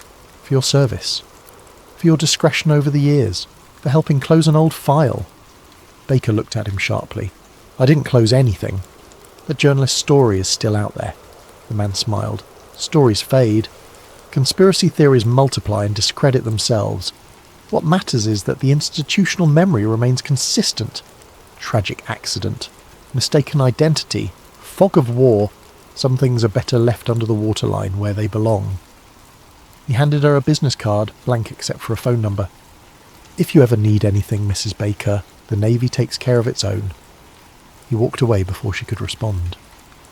That night, Baker sat in her living room, too tired to sleep.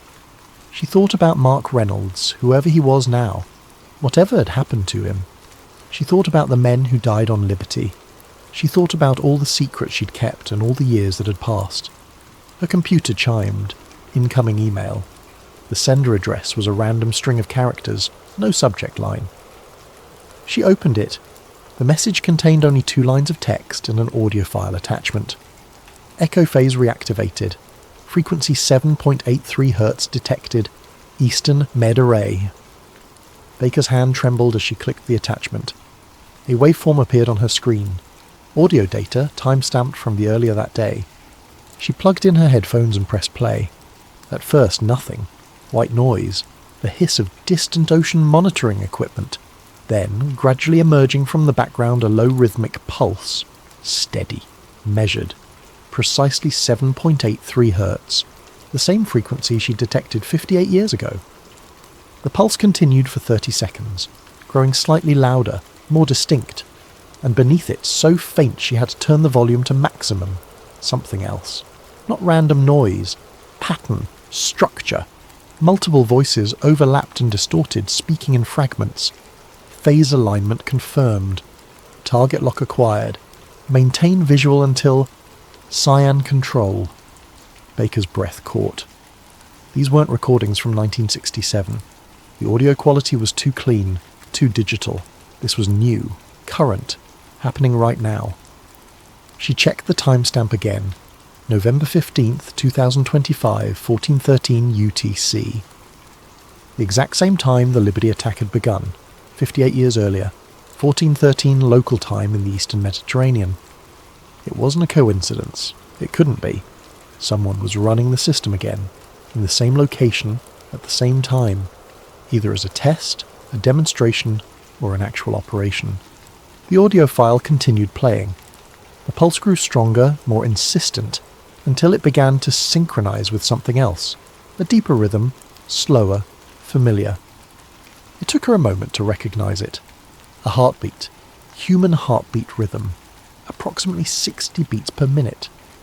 The electromagnetic pulse was modulating to match it, as if the technology itself had evolved to interface with biological rhythms, making it harder to distinguish from natural background noise. The sound built, layering upon itself, electromagnetic pulse, human heartbeat, those fragmented voices, all blending into a single resonant frequency that made Baker's chest feel tight, her own heart seeming to synchronize with the rhythm coming through her headphones. At exactly 60 seconds, the audio cut out. Silence. Baker sat frozen, headphones still on, staring at her computer screen. The email had already disappeared from her inbox. She checked her deleted folder, her spam folder. Nothing. As if it had never existed. But the audio file was still on her desktop, and she tried to open it again. The file was corrupted, 0 bytes, unreadable. Someone had sent her evidence of an active operation and then remotely erased it, leaving her with nothing but memory and the knowledge that after 58 years, Cyan Wave wasn't history. It was still operational, still secret, still being used somewhere in the Eastern Mediterranean at this very moment. Baker closed her laptop and sat in the darkness of her living room. Outside, a cold November wind rattled the windows. The American flag on her porch snapped and rippled. She thought about those 34 sailors, about Mark Reynolds and his stolen tape, about Commander McGonagall standing on that bridge refusing to abandon his post, even as his ship was destroyed around him. She thought about all the secrets she'd kept, all the years of silence and whether any of it had mattered. Her phone sat on the table beside her. She could call Carter, tell him about the email, the audio, the active signal, but what would that accomplish? Another story that would be denied, debunked, dismissed. Or she could do nothing, let it go, die with her secrets intact, having spent her whole life in the shadows of classified operations. Baker picked up the phone. She dialed Carter's number. He answered on the second ring. "Mrs. Baker, are you okay? It's almost midnight." "Mr. Carter," she said quietly, "they're running it again. Right now. Same location, same time. I just received proof." "Received from who?" "I don't know. Someone who wants me to know. Or wants to see what I'll do with the information." "Do you still have the proof?" "No. It erased itself, but I heard it, Evan, that frequency, those voices. It's not historical, it's active. Right now." Carter was silent for a moment. "What do you want me to do?" "I want you to keep digging. Keep asking questions. Don't let them bury it for another 58 years. Those men deserve better. The truth deserves better. And you? What will you do?"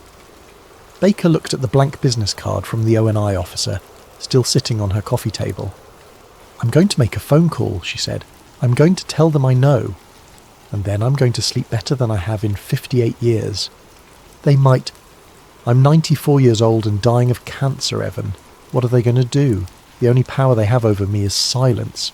And I'm done being silent." She hung up before he could argue. Baker sat for a long time, holding that blank business card, thinking about consequences and courage and the weight of truth. Finally, at 12:47 a.m, she dialed the number. It rang once. A voice answered. Male, neutral, professional. "Yes?" "This is Linda Baker. Someone wanted me to know that Cyan Wave is still active. I'm calling to tell you that I know. I've always known. And now someone else knows too." Silence on the line then. "Mrs. Baker, I think you may be confused." "Perhaps." "I'm not confused. I was there from the beginning. I saw the frequency data. I kept the documents. And tonight I heard the same pulse, live, from the Eastern Mediterranean. You can deny it, classify it, bury it under 50 more years of secrecy, but you can't stop the truth from eventually surfacing." Another pause. When the voice returned, it was colder. "The truth, Mrs. Baker, is complicated. National security requires difficult decisions. Sometimes the greater good demands sacrifice. Tell that to the 34 men who died. Their sacrifice advanced American defensive capabilities that have protected thousands of lives since. Would you undo that?" "I would have found another way. One that didn't require killing our own sailors. There was no other way. And if you truly believed what you're saying, you would have gone public decades ago. But you didn't. Because you understand the necessity of secrets." Baker closed her eyes. He was right. She'd had 58 years to speak. She'd chosen silence. Until now. "You're right," she said softly. "I should have spoken sooner. But I can end my life having finally told the truth. Cyan Wave happened. It's still happening. And people deserve to know." No one will believe you without proof, and you have none. Maybe, but I'm not the only one who knows anymore, and eventually secrets always surface. Good night, Mrs. Baker, thank you for your service. The line went dead. Baker set down the phone and exhaled slowly. Her heart was racing. She felt more alive than she had in years. She'd done it. Finally, after all this time, she'd confronted the people who'd buried the truth for 6 decades. Outside, a car started somewhere on her street. Engine noise, headlights briefly washing across her windows, then darkness again. If they were watching, let them watch. She'd said what needed to be said.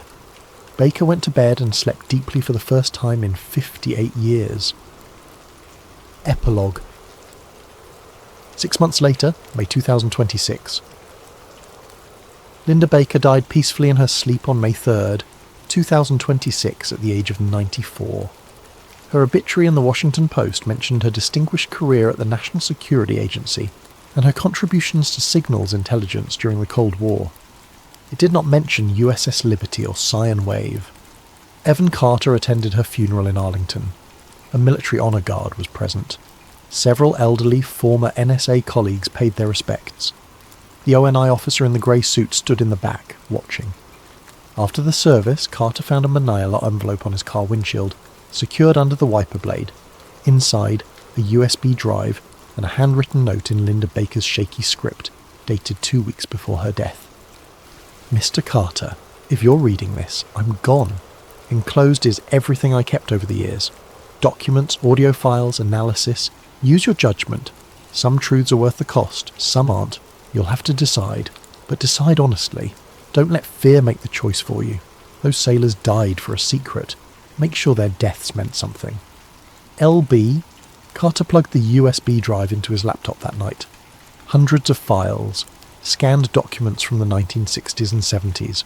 Audio recordings. Technical analyses. Linda Baker's complete archive of everything she'd learned about Operation Cyan Wave. At the bottom of the directory, one video file for Evan.mp4. He clicked it. Linda Baker appeared on screen, sitting in her living room, clearly unwell but sharp-eyed.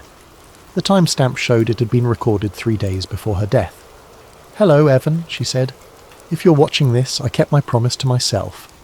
I died having told the truth. Everything on this drive is real. Cyan Wave existed. It was tested on Liberty. 34 men died to protect it, and it's still being used today. You have a choice now. Publish this and face the consequences, or put it away and let the secret stay buried. I can't tell you what to do. But I can tell you this. Those sailors didn't have a choice. They were sacrificed by people who saw them as expendable. The least we owe them is the truth. Whatever you decide, thank you. Thank you for listening. Thank you for caring. And thank you for giving an old woman the courage to finally do the right thing." She smiled sadly. "Good luck, Evan. The truth is a heavy burden, but it's the only thing worth carrying." The video ended. Carter sat in silence, the weight of decision pressing down on him. Outside, Washington, D.C. hummed with the machinery of government, agencies and institutions and classified programs operating in shadows, protecting secrets that might be vital or might be criminal. He thought about Linda Baker, about Mark Reynolds, about Commander McGonagall and 34 sailors who died in the Mediterranean. He thought about truth and consequences, about secrecy and accountability. Then he opened a new document and began to write. The title appeared, Operation Cyan Wave, The Complete Story. Whether he would publish it, whether the world would ever read it, whether the truth would be more than fragments and implications, that remained uncertain. But at least now someone knew. Someone had listened. Someone was carrying the burden forward, and somewhere in the Eastern Mediterranean, at precisely 14:13 local time, a low-frequency pulse cycled through the electromagnetic spectrum at 7.83 Hz, detected by satellites and monitoring stations, part of a system that had never stopped evolving, never stopped operating, never stopped echoing across the decades since that June afternoon in 1967. The sound built, layered with meaning and memory. It matched a human heartbeat. It faded into silence. And the world moved on, carrying its secrets, waiting for the day when truth would surface, not as conspiracy but as history, when those 34 sailors would receive something more than a memorial plaque, waiting for the echoes to finally be heard,